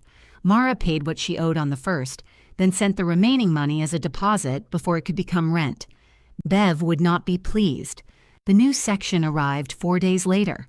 Mara brought it to the orchard, checked its heat number against the certificate, and measured every dimension before placing it near the car. She did not install it that day. Instead, she drove to the pavilion, where Jonah had arranged a work table in a heated maintenance room. 2 of the curved panels had been moved there only after Mara documented their condition and built padded transport frames from scrap lumber. The panels belonged to the pavilion. Jonah could provide a dry workspace without spending the transport reserve. Under bright neutral light, their damage became clearer. One panel's antique gold scrollwork had lifted in a line along the lower edge. Mara stabilized loose flakes beneath archival tissue, cleaned only the undecorated rear surface, and fitted temporary supports to keep the curve from flattening. 3 adult volunteers watched from the other side of the table. Denise, a retired cabinet maker, Malcolm, an electrician, and Ruth, who managed a riverside restaurant and had chaired more committees than she cared to remember. "You're all waiting for me to do something dramatic," Mara said. "We were promised horses," Ruth replied. "You get panels. I've attended municipal budget meetings. My expectations are flexible." Mara assigned them condition sheets and showed them how to photograph, label, and support each section. No scraping, no household cleaner, no tape on paint. If uncertain, stop. Denise examined Mara's padded frame. "You built this?" "Yes. Your joinery is terrible. It's a temporary transport support. So is a coffin." People still square the corners. Mara liked her immediately. By evening, they had documented both panels and prepared storage racks at the pavilion. It was the first work Mara had done on the project that left something visibly safer than she found it. Jonah walked her to the van bay. "The board approved volunteers for unloading and assembly when the car arrives," he said. "Adults only, scheduled through me. We'll also cover the pavilion side equipment and electrical testing. You're assuming it arrives. I'm preparing a site. That's different." Mara looked across the riverfront. The rebuilt pavilion stood on a raised concrete platform beneath a broad timber roof. Empty anchor points formed a circle in the floor. Electrical conduit ended near the center, capped and waiting. For the first time, she saw the exact space Elias had been trying to reach. When Mara returned to the orchard, Lydia's Subaru was beside the packing shed. Lydia sat on the baggage car step with a small wooden case on her lap. "I found this under Grandpa's bed," she said. Mara opened the case. Elias's inside micrometer lay in blue velvet worn smooth at the edges. Beside it was a folded shop rag and a brass sleeve from the carousel's lower bearing housing, cleaned until its scoring showed in bright parallel lines. "He had that in the house?" Mara asked. "On his side of the bed." "I thought it was plumbing." Mara lifted the sleeve carefully. Elias had marked 3 measurement points in pencil on the rag. The numbers matched the notebook, except for a final correction written shakily near one corner. Lydia looked toward the open car. He was measuring it the week before hospice brought the hospital bed. Mara's throat tightened. "He couldn't get down here," Lydia said, "so somebody must have carried parts to him." "Did you?" "No." The answer came too quickly. Mara waited. Lydia rubbed her thumb along the case latch. "He told me it was for the cider press. And you believed him? I had other things to worry about. There was anger in it, but shame, too." Mara set the brass sleeve back into the velvet. "I need this. I know." Lydia stood and left the case with her. Inside the baggage car, Mara fitted the micrometer to the scored sleeve. Elias's final number was right. His hand had shaken. His judgment had not. Mara measured the brass sleeve at all 3 marked points, reset the micrometer, and measured again. The scoring was deep enough to catch a fingernail. Elias's numbers showed the bore had worn slightly oval before the flood, then corrosion had worsened one side during storage. Polishing would remove too much material. Building up the old surface risked distortion. A replacement sleeve made sense, but only after she checked the shaft. She returned the instrument to its case and carried both into the baggage car. Lydia remained in the lane, arms folded against the cold. "You took the sleeve to him," Mara said. "I said I didn't." "You said it too fast. That proves nothing. It proves you wanted me to stop asking." Lydia looked toward the farmhouse. "He called me down here in September. It took him 20 minutes to walk from the house. He pointed at that brass piece and told me to carry it back. Why didn't you tell me?" "Because I didn't know what it was. You knew it belonged to the carousel. I knew it belonged to another job he was not physically capable of doing." Mara waited. Lydia's jaw tightened. "He had me put it on a towel beside the bed. He spent 3 nights measuring it. Then he told me to return it, and I refused." "You refused?" "He was on blood thinners. He nearly fell coming down here. I told him if that piece mattered, he could explain why, call someone, or let it wait. What did he say? That it couldn't wait. And I told him everything could wait if he was dead." The words left Lydia breathless. She looked away. Mara thought of the sleeve hidden beneath the bed, not concealed as a secret but abandoned inside an argument neither of them could finish. "He should have called me," she said. "Yes, I would have come." Lydia's eyes met hers. "Would you?" Mara almost answered. Then she remembered February 12th, the weekend shift, the transmission Elias had requested a month later. "I don't know," she said. Lydia nodded once. It was not forgiveness, but it was the first honest answer either sister had offered without sharpening it. The next morning, Mara set the second formed section into place. She treated every measurement as if Rosa were standing behind her. She photographed the cribbing, the cleaned bearer, the material stamp, and the fit at both ends. After tacking, she removed every clamp and checked the string line. She measured after each short sequence, writing the results in chalk on the car wall. When the steel warmed, she stopped, even though daylight remained and the calendar did not care. The repair took 2 days. Rosa arrived before dawn on the 3rd.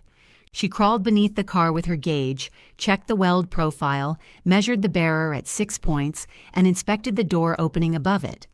Mara stood in the lane with coffee cooling between her hands. Rosa emerged, cleaned the spatter at the left end. "What else?" "That's all." Mara searched her face. "It passes?" "The repair passes after cleanup and coating. Say that first." "I just did." "You said spatter first." Spatter was the remaining problem. Mara laughed, a sound edged close to tears. She turned away and drank the cold coffee. Rosa pretended not to notice. With the bearer approved, Mara installed the salvaged oak flooring. The boards Lydia marked were rough and scarred, but after trimming the split ends, they spanned the repaired supports correctly. Mara sealed their lower faces, drilled every bolt hole rather than forcing old alignment, and left removable access panels above the brake connections. The replacement door bushing arrived from the machine shop. It cost more than the entire original door probably had in 1947. Mara pressed it into the cleaned roller, replaced the worn shaft, and adjusted the hanger until the broad door moved without dragging. Lydia came down after work and found Mara opening and closing it with one hand. "Do you plan to do that all night?" she asked. "Possibly. It's still loud. It weighs half a ton. So does Aunt June emotionally. She enters more quietly." Mara slid the door shut, then opened it again for pleasure. Lydia placed a grocery bag on the step. "Sandwiches. Both for Grandpa?" "One is mine. History suggests otherwise." They ate inside the car at Elias's workbench, surrounded by labeled tins and carousel components. Lydia chose the soundest stool. Mara sat on an overturned crate with the micrometer case near her elbow. The temporary weather enclosure softened the wind, and the dehumidifier added a faint mechanical warmth. The chipped horse stood a few feet away beneath archival tissue, tucked lightly against its damaged paint. Lydia looked at it for a long time. He kept going somewhere in his head after the rest of us had stopped. "What do you mean?" "When hospice came, I thought the project was dying. Him. The orchard. Everything. I was trying to shrink the world down to pills and clean sheets and getting through one more night. He kept asking what day it was. He was confused? No. He wanted to know how far behind he was. Mara unfolded her sandwich. I hated that, Lydia said. I thought he cared more about unfinished work than the person sitting beside him. Maybe unfinished work was easier. Of course it was easier. Steele didn't ask him to admit he was scared. They ate without speaking. Afterward, Lydia reached for the inspection list above the bench. Several items were crossed out. Weather enclosure, failed floor, rear crossbearer, door rollers. Brakework, bearings, cargo restraint, spur, and movement plan remained. You're making progress, she said. You sound surprised. I am. The honesty should have hurt. Instead, Mara folded the sandwich paper into a small square. Me too. The brakes took 4 evenings under Rosa's supervision. The handbrake chain had frozen around its lower sprocket. Mara soaked and worked each link free, replacing 2 that had lost too much section. Rosa rejected a used hanger Mara found in Elias's part stock because its origin and prior load were unknown. A new one took 3 days to arrive. They cleaned the rods, replaced pins and bushings, adjusted travel, and tested the mechanism while the car remained secured by wheel chocks. On the first test, the right side brake shoe contacted before the left. Again, Rosa said. Mara adjusted the linkage. On the second, both contacted, but the hand wheel reached its limit without enough force.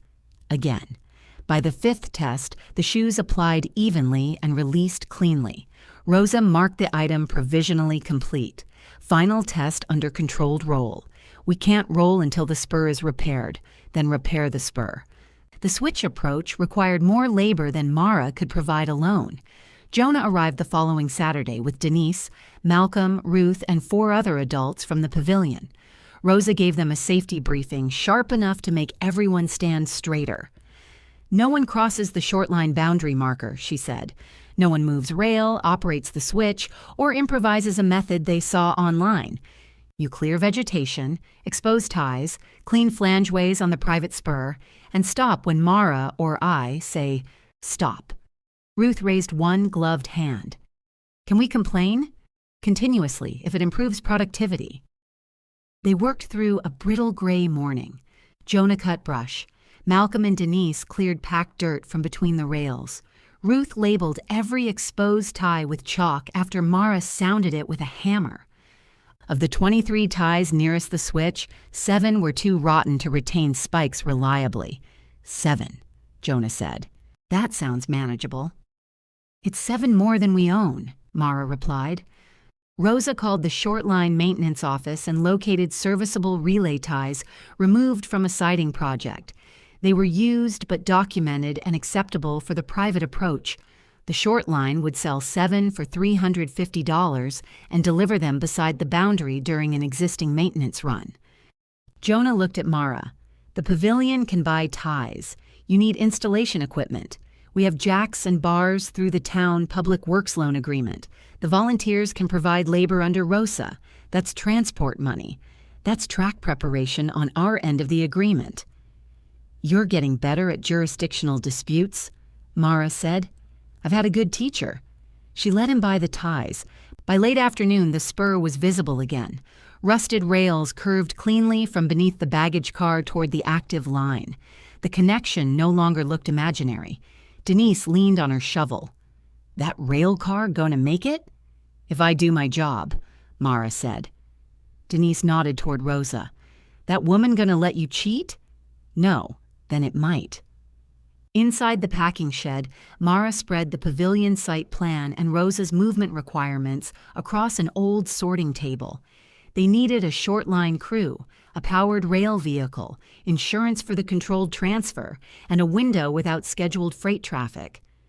The car would move at walking speed, stopping twice for bearing temperature and brake checks before proceeding the 4 miles to Riverton. Jonah called the dispatcher while Mara listened. The next available Sunday maintenance window was December 15th. Mara looked at the calendar on her phone, 1 day before Brenner's contractor was due. What happens if we miss it? She asked. The next window is after Christmas, the dispatcher said through Jonah's speaker. "That doesn't work." "Then don't miss it." The short line required Rosa's final certification and the movement plan by December 12th. That left 12 days to finish the car, replace the ties, inspect the wheel bearings, secure the cargo, and prove the carousel mechanism would survive transport. Jonah ended the call. "No pressure," Ruth said. Everyone looked at her. "What? Pressure's already here. I'm trying to make it feel unwelcome." The volunteers left as dusk settled. Mara remained at the sorting table, rearranging tasks that refused to fit into the available hours. Lydia entered through the barn door carrying 2 mugs. I heard the date, December 15th, and the contractor comes the 16th. I remember. Lydia handed her a mug. Brenner asked whether I wanted to move the cutting crew up as a precaution. Mara's stomach tightened. "I told him no," Lydia said. "December 16th is the agreement. You could lose the closing. I could." The words cost her. Mara could hear it. "Why did you say no?" Lydia stared into her tea. "Because I'm tired of other people deciding you failed before the date arrives." Mara looked down at the crowded task list. Lydia continued, "Don't make me regret it." There she was again. Mara smiled into her coffee. "I'll do my best. I was hoping for something more reassuring. You know me better than that." Lydia's answering smile was tired and unwilling, but it stayed. The next morning, Mara opened the largest fitted box and exposed the brass center hub. Elias had cleaned and oiled it before packing, but the shaft keyway showed exactly the damage recorded in his notebook. Beside it lay the altered governor linkage. Mara assembled the pieces loosely on the workbench, using the corrected sleeve measurements and pavilion drawings. She shortened nothing. She forced nothing. She moved the arm through its full travel by hand. At the far end, it bound against the hub. Elias had been right about the problem. His proposed offset clevis, however, would not clear the rotating sweep above it. Mara measured again, then saw a faint, unused hole in the original governor bracket, nearly hidden beneath old paint. The later repair had not merely changed the arm. Someone had moved the pivot. She set the arm against the earlier hole. The geometry changed. Full travel returned without binding, and an offset clevis would clear. Mara stared at the mechanism, feeling the first clean click of an answer earned rather than found. On the notebook page beneath his crossed-out sketches, she wrote, "Original pivot hole confirmed. Restore location. M saw why." The satisfaction lasted until Rosa looked at the restored pivot location. She leaned over the center drive assembly, one hand braced on Elias's workbench. "What tells you that hole carried this linkage? Where around the edge?" The later bracket covers part of it, and the old inventory drawing puts the pivot farther inboard. The old inventory drawing also gives the wrong arm length. Elias noted that. Elias noted a problem. "You wrote a conclusion." Mara tapped the linkage through its travel. It clears. Without load. It doesn't bind. Those are different achievements. Mara straightened. "You think it's wrong?" "I think you haven't tested it." Rosa inspected the hole with a light, measured its position, then photographed Mara's mock-up. "Build a temporary pivot bushing. Do not alter the original bracket yet. Put the drive under low power and watch the lower bearing." "With the sweeps disconnected?" "Yes. You're testing geometry, not operating a carousel." Jonah stood outside the doorway holding a box of replacement brake pins. "The pavilion has a variable speed motor controller." Rosa looked at him. "Can Malcolm wire it safely? He's an electrician." "That was not my question." "Yes, he can." Mara marked temporary beside her triumphant sentence in the notebook. Rosa noticed but said nothing. The relay ties arrived beside the boundary marker that afternoon. They were dark, scarred, and heavy enough to punish every optimistic estimate. Jonah brought rail jacks and bars from Public Works. The same volunteers returned, along with 2 men from the pavilion maintenance crew who had experience replacing landscaping timbers, but learned quickly that railroad ties were less cooperative. Rosa directed. Mara worked. They removed one rotten tie at a time, jacking the rail only enough to relieve the load. Mud packed around the old timbers. Two broke during extraction and had to be dug out in pieces. The serviceable replacements slid beneath the rails on improvised rollers, then fought the last 6 inches as if reconsidering their purpose. Ruth spent most of the morning swinging a spike maul with alarming accuracy. "Have you done this before?" Mara asked. "I was married for 28 years. That doesn't answer the question. It answers several." By dusk, 5 ties were installed and gauged. Everyone's gloves were soaked. Jonah had mud to his knees and a torn coat pocket. Denise produced a bottle of ibuprofen and passed it around like communion. Lydia arrived with chili in a slow cooker and a stack of disposable bowls. "Is this bribery?" Ruth asked. "It's liability prevention," Lydia said. "If one of you collapses, I don't want it to be from hunger." They ate inside the packing barn around the old sorting table. The buyer's appraisal folder lay near Lydia's purse, its pages clipped neatly beneath a yellow cover. Mara tried not to look at it. Lydia saw her looking. The appraisal came in. How bad? For you or me? Either. The house needs more work than Brenner estimated. He reduced the offer by $12,000. Jonah lowered his spoon. Mara looked at Lydia. "Can he do that?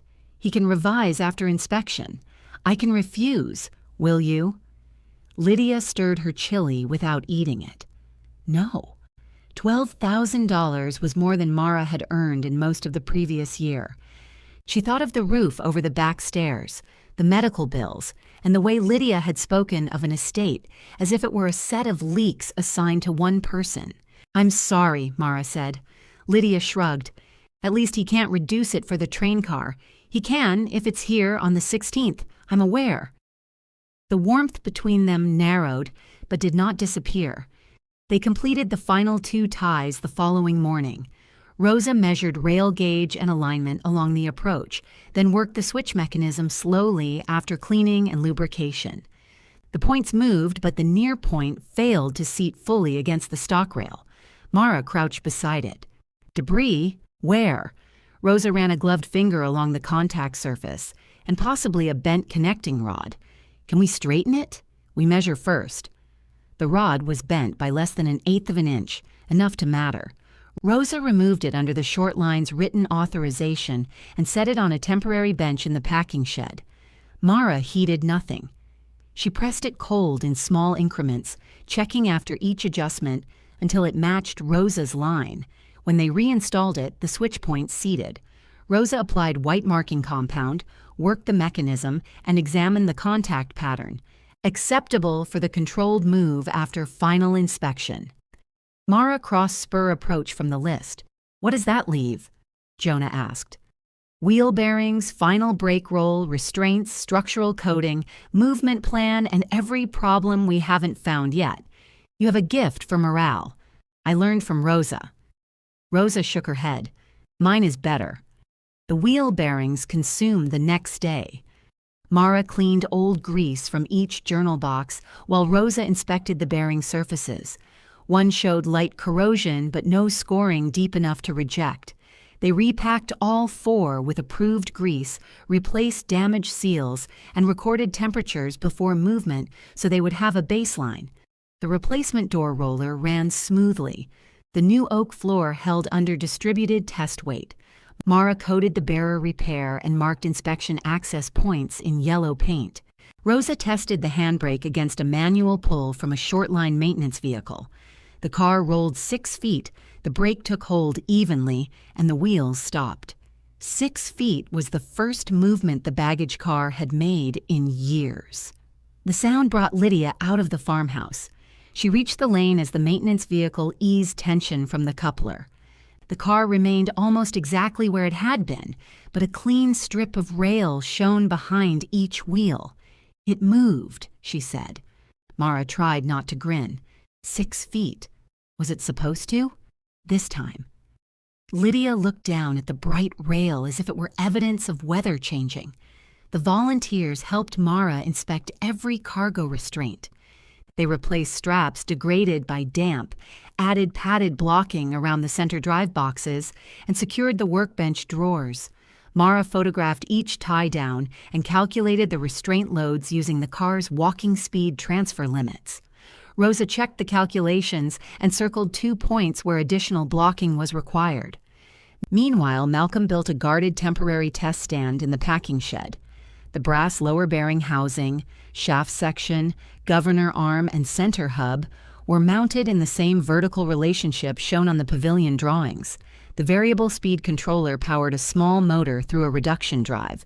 It would turn the assembly slowly enough for observation. Mara machined a temporary bushing for the apparent original pivot hole and fabricated an offset clevis from certified bar. She did not modify the antique linkage. Every new part was tagged as test equipment. Jonah watched her mount the governor arm. "You sleep at all? Sometimes at red lights." "That's not sleep. That's a misdemeanor. I paid the rest of my rent. Bev will be delighted." She said I still walk too loudly. Progress comes in forms. Malcolm completed the electrical checks and stood by the emergency stop. Rosa placed temperature indicators at the lower bearing and along the shaft support. Jonah kept the pavilion drawings open. Lydia arrived after work but remained near the barn door, claiming she only wanted to know whether the noise would frighten the buyer's surveyor. Mara rotated the assembly by hand. It moved freely. "Low speed," Rosa said. Malcolm energized the motor. The shaft began to turn. At first, the motion was smooth. The brass hub revolved with a quiet mechanical whisper. The governor arm traveled through a narrow range. Mara watched the offset clevis clear the sweep path exactly as she had predicted. "Bring it to 10%, she said. Malcolm increased power. A faint clicking began. Mara leaned closer, listening. "Where?" Jonah asked. She held up one hand. The click repeated at each revolution. The lower bearing housing trembled almost imperceptibly against its mount. "Stop," Mara said. Malcolm hit the control. The assembly coasted down. Rosa touched a temperature strip. No heat yet. Mara checked the temporary pivot, the clevis, and the shaft alignment. Nothing had shifted. She rotated the assembly by hand and felt resistance at the same point in each turn. "The shaft's bent?" Jonah asked. "No." Mara loosened the linkage and turned the shaft again. Smooth. She reconnected it at the restored pivot. The resistance returned. Rosa watched without speaking. Mara disconnected the clevis and measured the angle of force where the arm met the governor rod. At rest, it looked correct. Near the end of travel, the restored pivot pulled the rod not only upward but slightly sideways. Under power, that side load transferred into the lower bearing. Her unused hole had not solved the old repair. It had created a quieter version of the same problem. Mara stared at her notebook entry. M saw Y. She crossed it out. "I put the pivot in the wrong place," she said. Jonah looked at the calendar pinned above the sorting table. "Can we go back to the later location?" "Then the arm binds at full travel. What about Elias's offset clevis?" "My offset clears the hub, but the force angle is wrong." Rosa folded her arms. "What does that tell you?" "That neither hole is right for the current linkage." "And?" Mara looked at the old inventory drawing, the altered arm, and the two pivot positions. The carousel had accumulated repairs across decades. Elias had recognized that one altered piece could not be corrected in isolation. Mara had chosen the most visible old hole because it offered a satisfying answer. She removed the temporary bushing. "We need a separate pivot plate," she said slowly, mounted between the two positions and offset outward enough to keep the rod vertical through travel. "Need?" Rosa asked. "We need to model it." "Better. How long?" Lydia asked from the doorway. Mara calculated drawing, material, machining, fit, and another low-power test. 2 days. Lydia's eyes moved to the calendar. Final certification was due in 3. Jonah breathed out. "Then we have 1 day left for everything else." "No," Rosa said. "You have no days for mistakes." Nobody looked at Mara. They did not need to. Mara erased the 2 existing pivot points from her drawing. Then she drew the governor rod at minimum travel, mid-travel, and maximum travel. Each position created a different line of force. The correct pivot had to keep those lines close enough to vertical that the lower bearing did not receive damaging side load, while also allowing the altered arm to clear the rotating hub. At midnight, the packing shed floor was covered with chalk arcs. Jonah stepped over one and handed her coffee. "I'm guessing the answer isn't either of the holes. The answer is between them and 3/8 of an inch outward. That sounds precise. It's a guess with decimals." Rosa, who had refused to go home until Mara produced a workable drawing, looked up from Elias's notebook. "What sets the outward distance?" "Clevis, clearance." "What sets the vertical position?" "Full governor travel." "What controls side load?" "The rod angle through the arc." "And how will you adjust it?" Mara looked at her drawing again. A fixed hole would work only if every measurement was exact. The old components were worn, and the pavilion installation could shift the final shaft height slightly. Elias's offset clevis idea handled clearance but not adjustment. "A slotted mounting plate," Mara said. Rosa's expression hardened. "Not a slotted pivot hole," Mara corrected. "A plate with 2 mounting slots. The pivot stays fixed in the plate. We adjust the whole plate during assembly, then lock it with fitted washers and backup nuts. What stops the plate from shifting under load? Serrated interface? On antique material? No." Mara rubbed chalk dust from her fingers. Dowel after final position. Better. Jonah crouched beside the drawing. "Can it be made tomorrow?" Mara checked the time. Today. The short-line maintenance shed had a drill press, milling machine, and stock of certified bar, but Rosa would not let Mara touch any of it without an approved drawing. Mara completed the drawing at 2:15. Rosa marked 3 dimensions, questioned the edge distance, and made her calculate the expected load before approving the stock thickness. At 3, Jonah went to the pavilion to sleep on his office couch. Rosa drove to the north yard. Mara followed in her pickup, chewing the last of a bag of diner crackers to stay awake. Under the white lights of the maintenance shed, she cut the pivot plate, milled the adjustment slots, drilled and reamed the pivot hole, and machined a bushing to fit the original governor arm. Rosa watched the first setup, then left her alone long enough to inspect an incoming freight consist. When she returned, Mara had finished the plate and was making fitted washers. "You can stop at functional," Rosa said. "Denise criticized my corners. Denise is a cabinet maker. Metal offends her. She'll see this. That is not a technical requirement." Mara chamfered the last edge anyway. They mounted the new plate on the temporary stand shortly after sunrise. Malcolm arrived carrying breakfast sandwiches and connected the motor controller. Jonah came in behind him, hair flattened on one side from the couch. Lydia did not appear. Mara was relieved and disappointed. They adjusted the plate at minimum travel, turned the assembly by hand, then measured rod angle at 3 positions. The shaft rotated freely. The clevis cleared. "Low power," Rosa said. Malcolm energized the motor. The center hub began turning. At 10% power, the governor linkage traveled without clicking. Mara held 2 fingers lightly against the lower bearing housing. "No tremor. 20, she said. Rosa shook her head. "Inspect first." They stopped. Nothing had shifted. Temperature remained at baseline. Mara retightened the plate, marked its position, and restarted. At 20%, the brass hub turned with a steady whisper. The governor arm moved through its range, and the rod remained nearly vertical. "Cycle it," Rosa said. Malcolm increased and decreased the controller 5 times. Mara watched the fitted washers, the pivot bushing, the lower bearing, and every clearance point. No binding, no side movement. After shutdown, Rosa placed an indicator against the shaft and checked play. "Acceptable," she said. Jonah exhaled. "That word sounds beautiful when you say it. It should not." Mara leaned both hands against the test stand. She had slept less than an hour, spent money she did not have, and crossed her own conclusion out of Elias's notebook. The mechanism worked because she had admitted it did not. She wrote the final dimensions beside the temporary note. New adjustable pivot plate. Low power test passed. Verify final position after assembly. This time, she did not add her initial. The car's final inspection began the following afternoon. Rosa checked everything again, including work she had already approved. The bearer repair remained aligned. Floor fasteners were tight. Door rollers moved and stopped correctly.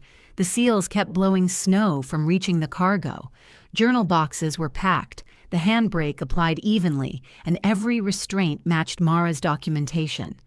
At the workbench, Rosa examined the pivot plate, bushing, and test records. Pack these separately from the antique linkage, already labeled. Use a red tag for field installation. Mara held up the tag. Rosa almost smiled. Annoying. The short line's operations manager reviewed the movement plan by phone with Rosa and Jonah. The maintenance vehicle would couple from the orchard side, draw the car slowly through the private switch, and attach it behind a short transfer locomotive on active track. Maximum speed would be 5 miles per hour. Stops at 1 and 3 miles would allow bearing, temperature, and brake checks. No passengers. Mara and Rosa would follow by road between inspection points. Lydia stood near the open doorway while Rosa completed the last page. "Does it pass?" she asked. Rosa looked at Mara, then signed. Certified for one controlled move on December 15th under the attached conditions. Mara had imagined the moment as relief. Instead, the signature frightened her. Until then, the delivery had been theoretical work contained inside the orchard. Now the car could leave. If something failed, it would fail in motion. Rosa handed her the certificate. "This says the car is ready. It does not say nothing can go wrong, I know. You are allowed to be pleased for 10 minutes. Is that in the conditions? No. That is why it's optional." Mara laughed and pressed the paper, flat against the workbench. Jonah organized the final packing day. The 2 panels previously stabilized at the pavilion were returned in padded frames and secured with the rest of the shipment. Mara wanted the delivery to arrive as a complete documented set. Denise inspected their supports and declared the corners less offensive. They wrapped the chipped horse's damaged neck without putting pressure on lifted paint. Brass parts went into their fitted boxes. The restored governor components were packed separately, and the new pivot plate received its red installation tag. Elias's tools remained in the drawers, each locked and strapped. His notebook and correspondence traveled with Mara in a waterproof case, not inside the unheated car. Lydia arrived carrying a smaller cardboard box. "This was in the hall closet," she said. Inside were Elias's wool cap, 2 pairs of work gloves, and the battered thermos he used for coffee. Mara touched the cap. "These aren't part of the carousel." "I know. Then why bring them?" Lydia looked embarrassed. "The car looks like his shop." Mara placed the cap on the workbench hook and put the thermos beside the hardware tins. The gloves went into the top drawer. Neither of them called the choice practical. Snow began overnight on the 14th. Not heavy snow, but wet flakes followed by sleet as the temperature dropped. Mara woke every hour to check the weather. At 4:30, she gave up and drove to the orchard. The service lane glittered beneath her headlights. Ice coated the packing shed roof and formed a hard ridge along the switch points. The temporary weather cover had held. Inside the baggage car, the cargo remained dry. At 6, Rosa arrived and walked the spur with a flashlight. "The switch is frozen," she said. Mara had already seen it. Hearing Rosa say it made the problem official. "Can we heat it?" "Not with a torch. You'll distort the point or damage the seals." "Hot water?" Then it refreezes deeper. They use stiff brooms and plastic scrapers, clearing sleet from the mechanism without gouging metal. The point moved half an inch and stopped. Jonah arrived with Malcolm and 2 volunteers. The short-line maintenance vehicle waited beyond the active track with its amber beacon turning through the gray dawn. Their movement window began at 7:30. If they could not clear the switch by 9, scheduled freight traffic would take the line. At 7, Lydia came down the lane pulling a garden cart. Elias's old kerosene heater sat inside it beside 2 insulated coffee dispensers. You said no open flame in the car, she told Mara. This is not the car. Rosa inspected the heater, then positioned it several feet from the switch beneath a sheet metal hood so warm air, not flame, reached the mechanism. Keep it attended, she said. No fuel near the track. Lydia took charge of the heater without complaint. They worked through sleet. Mara cleared the flangeway. Jonah swept meltwater away before it could refreeze. Malcolm moved the sheet metal hood as Rosa directed. Lydia knelt in orchard mud, feeding warm air toward the connecting rod and wiping slush from the housing. At 8:12, the switch moved through half its travel. At 8:26, the point seated. Rosa applied marking compound and worked it again. The contact pattern was incomplete near the heel. Ice remained beneath a plate where none of their tools could reach safely. We need another 15 minutes of heat, Rosa said. We have 34, Jonah replied. Nobody mentioned the alternative waiting the next morning. The heater sputtered. Lydia looked at its gauge. Low fuel. There's more in the barn, Mara said. No, Grandpa used the last can in October. Mara closed her eyes. Lydia stood. I'll siphon from the orchard heater. That system hasn't run in 2 years. The tank was filled before he got sick. You don't know if the fuel's clean. I know where the filter is. She ran toward the packing barn. Mara watched her disappear through the wide doors. For months, Mara had treated Lydia's competence as something domestic and bloodless. Forms, medicine, bills, rules. She had forgotten Lydia grew up on the same farm, under the same impossible man. Lydia returned with a clean gallon can and a filter funnel. The heater relit. At 8:43, the switch point seated fully. Rosa checked it twice, then signaled the short line crew. The maintenance vehicle rolled across the boundary at walking speed. Its operator coupled to the baggage car and took up slack. Steel struck steel with a deep, final sound. Mara climbed onto the step to release the handbrake. Her hand rested on the wheel. Through the open doorway, she could see the chipped horse, the curved panels, the strapped brass boxes, and Elias's cap hanging above the workbench. Behind her, the farmhouse and orchard stood pale beneath sleet. Lydia waited beside the switch with mud on her coat and a fuel can in one hand. Mara turned the wheel. The brake released. The maintenance vehicle pulled gently. For a second, nothing happened. Then the baggage car moved over the bright strip of rail, past the packing shed, and entered the curve toward the short line. Mara walked beside the nearest wheel, listening. No grinding, no knock. Only the measured sound of steel carrying weight. At the boundary marker, Rosa raised one hand. The car crossed from the reed orchard spur onto active rail. Behind it, Lydia stood between the property she was selling and the empty track it had left behind. Rosa kept her hand raised until the last wheel cleared the switch. Then she signaled the maintenance operator to stop. The baggage car stood on active track, its rusted sides wet with sleet, no longer protected by the orchard's weeds or the packing shed.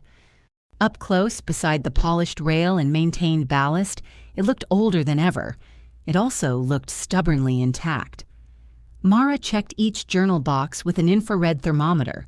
Rosa followed with her own instrument and compared the readings to the recorded baseline. 2 degrees at the rear left, Mara said.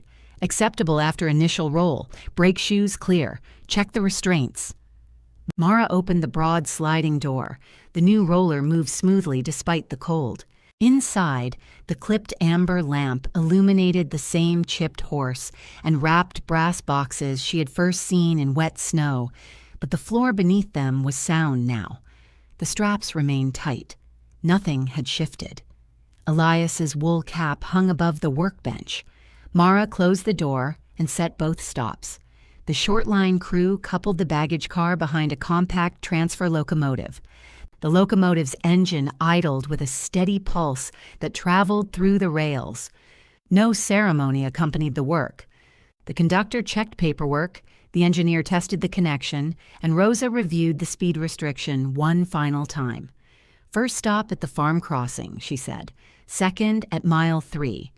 If any bearing gains more than 15 degrees or you hear anything you cannot identify, the move stops. Mara nodded. You follow by road, Rosa added. I know. Rosa looked at her. I follow by road, Mara said. They drove in Mara's pickup, Rosa in the passenger seat with the movement plan on her knees. The track paralleled the county road in places, disappeared behind stands of bare maple, then returned near frozen fields. Mara could see the baggage car through gaps in the trees. It moved so slowly that a person could have walked beside it. Still, the sight felt impossible. The car had occupied the orchard's freight edge for Mara's entire life. It had seemed less like a vehicle than a rusted outbuilding shaped by accident like one. Now its wheels turned. At the farm crossing, the locomotive stopped. Mara parked on the shoulder and hurried over in her steel-toe boots. The rear left journal had gained 9 degrees. The others showed 4 to 6. Rosa opened the box and examined the grease. No metal. Mara touched the housing carefully with the back of 2 fingers. Warm, not hot. Why the difference? Could be grease distribution. Could be seal drag. Could be alignment. Could be failure. Everything could be failure if you list possibilities long enough. They jacked enough weight off the journal to rotate the bearing by hand. It moved smoothly. Rosa checked the seal, then found the retaining plate slightly tighter on one side. Your work? She asked. No, I didn't remove that plate. Good. You can still fix it. Mara adjusted it within specification, documented the change, and watched Rosa write the time on the movement sheet. Proceed? The conductor asked. Rosa looked at Mara. Mara checked the temperature once more. It had begun to drop. Proceed. The car rolled on. At the second stop, the rear left bearing had stabilized. The right brake shoe, however, sat closer to the wheel than it had at the orchard. Cold contraction and vibration had taken up clearance in the linkage. Mara crouched beside it. It isn't rubbing yet. Yet is a short unit of time, Rosa said. Mara reset the linkage while the car was chocked and secured. When she finished, Rosa made her apply and release the handbrake twice. The adjustment held. The last mile descended gently toward Riverton. Through bare trees, Mara saw the river and the pavilion's broad roof. The service track curved off the main line near an old freight platform, ending beside the raised concrete plaza Jonah had spent 2 years preparing. Adults in high-visibility vests waited behind a marked boundary. Jonah stood at the front with a radio in one hand. The baggage car entered Riverton at 11:43. Mara parked before it stopped moving and walked the final 100 feet beside the track. She listened to the wheels, the brake rigging, the repaired door, and the bearer hidden beneath the oak floor. Nothing asked her to look away. The locomotive eased the car onto the pavilion service track. Mara applied the handbrake, the crew set chocks, and Rosa checked the final bearing temperatures. The rear left journal was only 3 degrees warmer than the others. Rosa signed the last line of the movement sheet. Delivery complete? Jonah asked. Rail movement complete, Mara corrected. He smiled. I knew you'd say that. The orchard deadline was no longer waiting behind her. The rest of the work was waiting in front. Unloading began after a safety briefing. Jonah's crew positioned a portable gantry and chain hoists at the baggage door. Mara directed the restraint release sequence so removing one piece could not destabilize another. Denise supervised padded dollies. Malcolm controlled the powered hoist. Ruth stood beside the inventory and checked off each component as it crossed the threshold. Horse 1, Mara called. Chipped ear, split neck, superior attitude, Ruth replied. Documented. The first carved horse rose from its cradle. For a moment, it hung in the broad doorway, its worn burgundy saddle and teal harness bright against the cold river light. Then the hoist carried it toward the pavilion. One by one, the pieces Elias had loaded left the car. 8 horses, 12 curved rounding boards, sweeps, hangers, crank arms, braces, shaft sections, the brass center hub, and the boxed lower bearing. Tools and labeled tins. Every ordinary component required straps, hands, attention, and a place on the condition list. Nothing became more valuable by being mysterious. By evening, the baggage car was empty except for Elias's workbench and personal tools. The chipped horse stood beneath the pavilion roof on a padded cradle, not yet repaired but safely delivered. Mara climbed into the car and sat on the edge of the workbench. Without the carousel, the interior seemed enormous. Scratches marked where the cradles had been bolted to the floor. Amber light reflected off repaired oak and rusted steel. Elias's cap still hung from the hook. Jonah appeared at the doorway. "We have soup." Why does every serious project end in soup? Because it can be made in quantities that frighten people. "I'll come in a minute." He looked around the empty car. "What happens to this?" The short line said it can stay on the service track through January. "After that, I need a storage agreement or another move. The pavilion board might lease the siding. Might. I am learning not to promise you things governed by committees. You're growing." Jonah left her alone. Mara rested one hand on Elias's scarred bench. She had delivered what he could not. The fact did not produce the clean feeling she expected. It made his absence larger. He should have been here to criticize the rigging, reject the soup, and pretend the arrival was no more remarkable than completing a grocery run. She took his cap from the hook and carried it into the pavilion. Assembly began before sunrise the next day. The lower-bearing housing was anchored at the center of the raised platform. Mara installed the newly machined brass sleeves she had ordered from Elias's corrected measurements and checked shaft alignment in 4 directions. The center post rose above it, supported temporarily until the upper frame was in place. The volunteers worked in teams. Malcolm handled electrical connections. Denise and Mara repaired the chipped horse's neck joint using reversible adhesive and internal reinforcement that did not disturb the carved surface. They stabilized lifted paint, but did not repaint every scar. The missing edge of the ear remained visible, cleaned and protected rather than invented. "He could have carved a new ear," Denise said. "He probably planned to." "You could." Mara looked at the damaged profile. "Not before we understand the original finish, and not just because broken makes people uncomfortable." Denise nodded. "Good answer." The carousel rose over 5 days. Sweeps extended from the center hub. Hangers and crank arms connected the horses to the turning frame. Platform braces formed a circle. Curved panels followed, their antique gold scrollwork still bearing softened stains from the flood. Jonah's volunteers cleaned, fitted, lifted, and recorded under Mara's direction. She checked every fastener against Elias's notes and the pavilion drawings. Where they disagreed, she measured the actual assembly. The adjustable governor pivot plate fit exactly where her model placed it. She left its bolts movable until the center shaft and lower bearing were aligned under full structural weight. Only then did she adjust the plate, mark the final position, drill for the locking dowel, and secure it. Rosa visited twice, officially to inspect the baggage car's post-move condition, and unofficially to stand beneath the pavilion with her hands in her jacket pockets. "You're letting other people work," she observed. "They're qualified for assigned tasks. That sounds painful for you." It is. The baggage car had survived without further damage.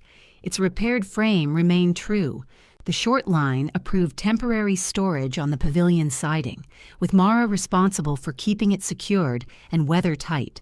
The orchard sale closed while Mara was aligning the platform. Lydia texted only, "Done." Mara stared at the word, uncertain whether it meant relief, grief, or both. She replied, "Car safe. Assembly nearly ready." Lydia sent back, "I know." Mara did not ask how. On the evening before the first powered test, Lydia arrived at the pavilion carrying Elias's battered thermos. "You left this in the car," she said. "I put it there.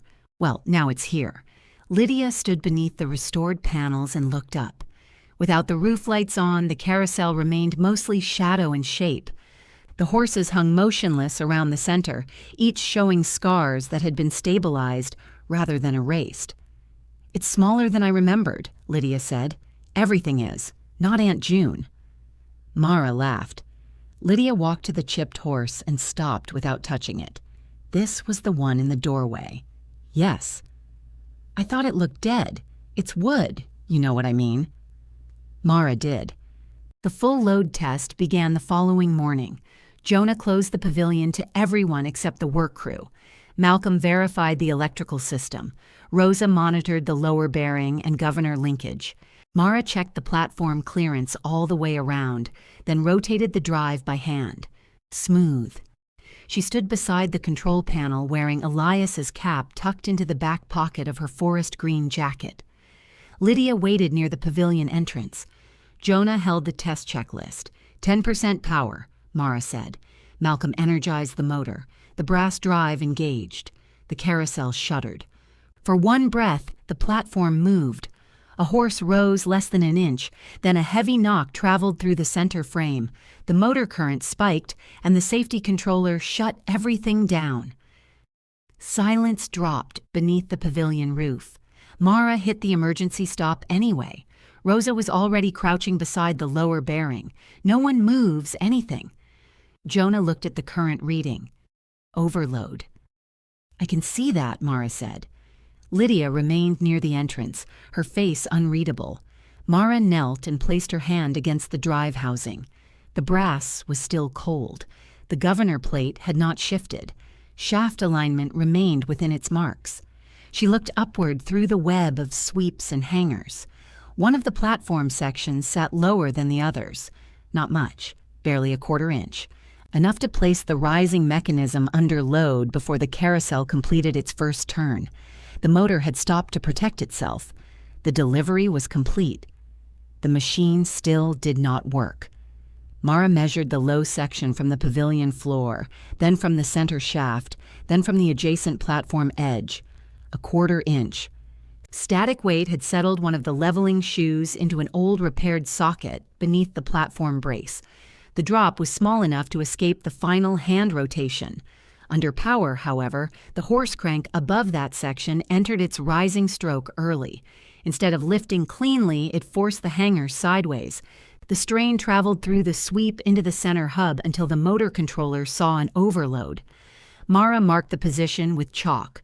We raise the platform, reset the shoe, and test again, Jonah said. No, Rosa replied. He looked at her. No to which part? To the word again being used as though nothing happened. Mara examined the hanger rod. A bright contact mark showed where it had pressed against the guide. We unload the crank first, she said. Then inspect the rod, sweep connection, and center hub for deformation. If those pass, we reset the platform and check every leveling point under comparable load. Rosa nodded. Do that.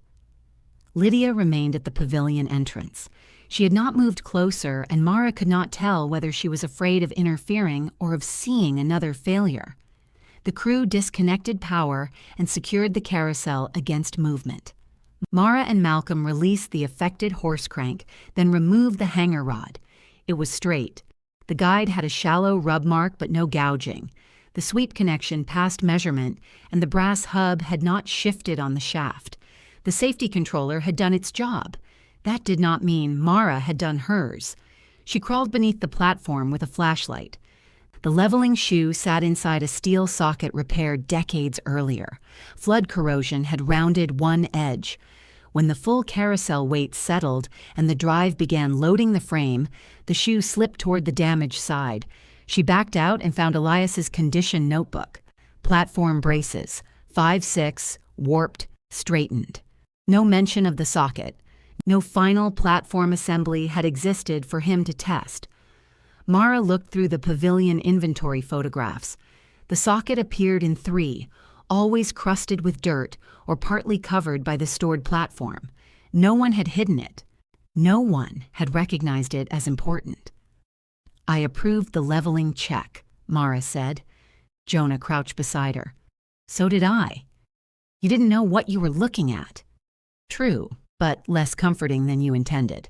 Rosa examined the socket. Options? Replace it, Mara said. But removing the whole bracket risks the original platform frame. Other options? Machine an insert that restores the seat. Fit it inside the socket, mechanically retain it, then reset the adjustable shoe. What material? steel, same strength or higher than the existing bracket. Isolate it from the wood. Large bearing surface so we're not concentrating load. Draw it. Mara took measurements while Denise photographed the underside and Malcolm calculated the weight carried at that section. The damaged socket was not part of the decorative, historic material. It was a repaired support made to accept replacement wear pieces. A properly fitted insert would be both safer and less destructive than cutting out the entire bracket. They moved into the empty baggage car where Elias's workbench had become Mara's temporary fabrication station. Lydia followed this time. Mara drew the insert from above and in section, including the retainer and bearing surface. Rosa reviewed it, changed one radius, and approved certified plate already left from the pivot assembly. "You can make this here?" Lydia asked. "Yes." "How long?" 3 hours if nothing goes wrong. "And if something goes wrong?" Mara looked at her. "Then I tell everyone before I make it worse." Lydia accepted the answer. Mara cut and shaped the insert while the volunteers rechecked every other leveling shoe. 2 needed minor adjustment, but none had damaged sockets. Denise prepared a thin isolation pad from approved material. Malcolm fabricated a temporary support so the platform section could be lifted without stressing its painted edge. The insert took 4 hours, not 3. It fit on the second attempt. The first revealed one corner of the socket was less square than Mara's measurement suggested. She did not grind the piece until it disappeared into the gap. She brought it back to the workbench, corrected the corner, and returned with the bearing surface intact. Rosa checked the fit with gauges. "Acceptable," she said. Mara installed the retainer, reset the leveling shoe, and lowered the platform gradually. The repaired section remained level under static weight. They reconnected the hanger and turned the carousel by hand. The horse rose. No side contact, no knock. Darkness had settled beyond the pavilion, but no one suggested waiting until morning. They ate sandwiches standing up while Malcolm completed another electrical inspection. Jonah walked the platform perimeter with Mara. Denise checked the repaired horse joint. Ruth took command of the test sheet and refused to let anyone skip an initial. Lydia stood beside the chipped horse. "Are you staying?" Mara asked. "I've already stood around for 9 hours. Leaving now would be poor time management. That sounds emotional for you. Don't ruin it." Malcolm closed the control cabinet. "Ready." The crew returned to their stations. Mara placed one hand on the emergency stop. Rosa watched the lower bearing and center hub. Jonah held the checklist. Lydia moved to the edge of the pavilion where she could see the full circle. 10%, Mara said. The motor engaged. The brass center drive turned. For 1 second, Mara heard the memory of the earlier knock before realizing the sound existed only in her head. The platform moved through a full foot of travel, then another. The horses began their measured rise and fall. The chipped horse lifted cleanly. "Current normal," Malcolm said. "Complete 1 revolution," Rosa replied. The carousel turned beneath the work lights. Burgundy, teal, and antique gold passed through shadow and returned. Flood stains remained visible on the curved panels. The horses bore repaired joints, worn saddles, and small losses in their paint. Nothing looked new. Everything moved together. 1 revolution became 2. 20%, Mara said. Rosa glanced at the lower bearing indicator. "Proceed." Malcolm increased power. The mechanism settled into its operating rhythm. The governor arm traveled through the range Mara had reconstructed. Her adjustable pivot plate held its marked position. The new brass sleeve carried the shaft without heat. The repaired platform socket remained level. Mara listened for a pitch change. There was none. Jonah laughed first. Ruth clapped once, then seemed to remember she was holding a clipboard and struck it against her coat instead. Denise put both hands over her mouth. Even Rosa's face opened into an unmistakable smile. Lydia did not cheer. She stood at the pavilion edge with tears running down her face, looking not at Mara, but at the empty place beside the controls where Elias would have stationed himself. The carousel completed 10 revolutions under power. Mara brought it down slowly. The horses descended, the center hub quieted, and the platform stopped with the chipped horse facing the river. Rosa checked temperatures and alignment. Malcolm recorded final current. Mara inspected the repaired socket and every contact mark. Only after all of it passed did Rosa say, "Now you can celebrate." Jonah wrapped both arms around Mara before she could object. His coat smelled like river wind and machine grease. Ruth joined from one side, Denise from the other, and the embrace became structurally questionable. "Distribute the load," Mara said into somebody's shoulder. Rosa declined to participate, but she handed Mara the completed test sheet when the others released her. At the bottom she had written, "Assembly operates within test limits. Final public operation subject to routine site safety. Sign off. No miracle. One more inspection." Mara found the sentence reassuring. The pavilion opened the carousel for regular operation after the site review.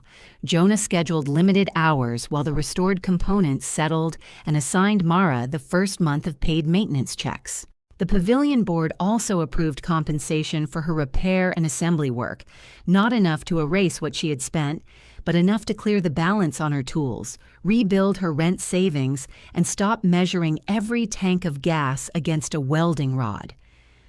Photographs of the restoration brought two modest commissions: a wooden dance hall sign with corroded steel mounts and an antique cider press, whose owner wanted it repaired without polishing away its working scars. Denise agreed to advise on the wood if Mara agreed to stop calling temporary joinery good enough. The baggage car remained on the riverfront service siding. Mara negotiated a 1-year storage lease with the pavilion for $1, proof of insurance, and responsibility for weather maintenance. In return, the car would serve as a restoration workspace and a small display about the region's freight and carousel history. It remained hers, not an estate, not a fortune, but a functioning place to work. Rosa came by during Mara's first maintenance inspection carrying a contractor employment packet. "We need an apprentice at the North Yard," she said. "Registered placement, regular hours, rail and structural work under supervision." Mara looked at the rate. It was more than the fabrication shop had paid before the layoff. This because of the carousel? This is because you can weld, document, follow a procedure after occasionally being reminded that procedures exist, and report mistakes. That sounds almost affectionate. It is not. Benefits begin after 30 days. Mara signed. Lydia returned to the pavilion on the first evening the carousel ran under its permanent lights. The orchard sale had closed. She had paid Elias's remaining care bills, cleared the back taxes, and moved into a small apartment closer to her office. She looked rested and displaced. Jonah had installed a factual panel near the baggage car. It described the carousel's flood damage. Elias reads incomplete restoration. Mara reads repair and delivery, and the Riverton volunteers who completed the installation. Mara had removed 3 flattering adjectives from Jonah's first draft. Lydia read the panel twice. "He would have hated this," she said. "The attention, the font." Mara smiled. "He would have claimed it was structurally weak." They stood beside the baggage car as the carousel turned behind them. Music was not yet installed, so its sound was mechanical. Bearings, motor, the soft repeating rise of the hangers. Mara preferred it that way. "I thought the house meant he chose me," Lydia said. Mara kept her eyes on the open car door. Elias's workbench remained inside beneath a warm lamp. Lydia continued, "Not chose me over you exactly. Chose what I did. All those months. I needed it to mean he saw them. He should have said he did. Yes, he should have told you about the carousel. Yes, he should have asked me to come before he was too sick to finish. Yes." The answers did not defend him. Mara was grateful. "I thought the car meant he considered me unreliable," she said. "Like I could only be trusted with something nobody wanted." Lydia watched the chipped horse pass beneath the pavilion lights. "Maybe he didn't know how to leave you trust without making it heavy. That's a terrible quality in a gift. He wrapped my gift around a mortgage and a leaking roof." Mara laughed softly. "Fair." They did not apologize for every absence or accusation. Lydia had carried Elias through the intimate humiliations of illness. Mara had finished the work through which he knew how to speak. Neither labor canceled the other. Neither inheritance proved who had loved him better. The carousel came around again. Lydia touched Mara's sleeve. "Can I ride it?" "You mocked it as a carnival ride. I've grown. Rosa says that word requires documentation." They chose 2 horses on opposite sides of the platform because sitting beside each other would have made the moment too tender to survive. Jonah started the motor. As the carousel turned, Mara watched Lydia rise briefly above the curve of the painted panels, disappear, and return. Her sister laughed with surprise, one hand gripping the brass pole. Mara rested her work-scarred hand on the repaired drive housing. Beneath her palm, Elias's final delivery ran warm, steady, and true.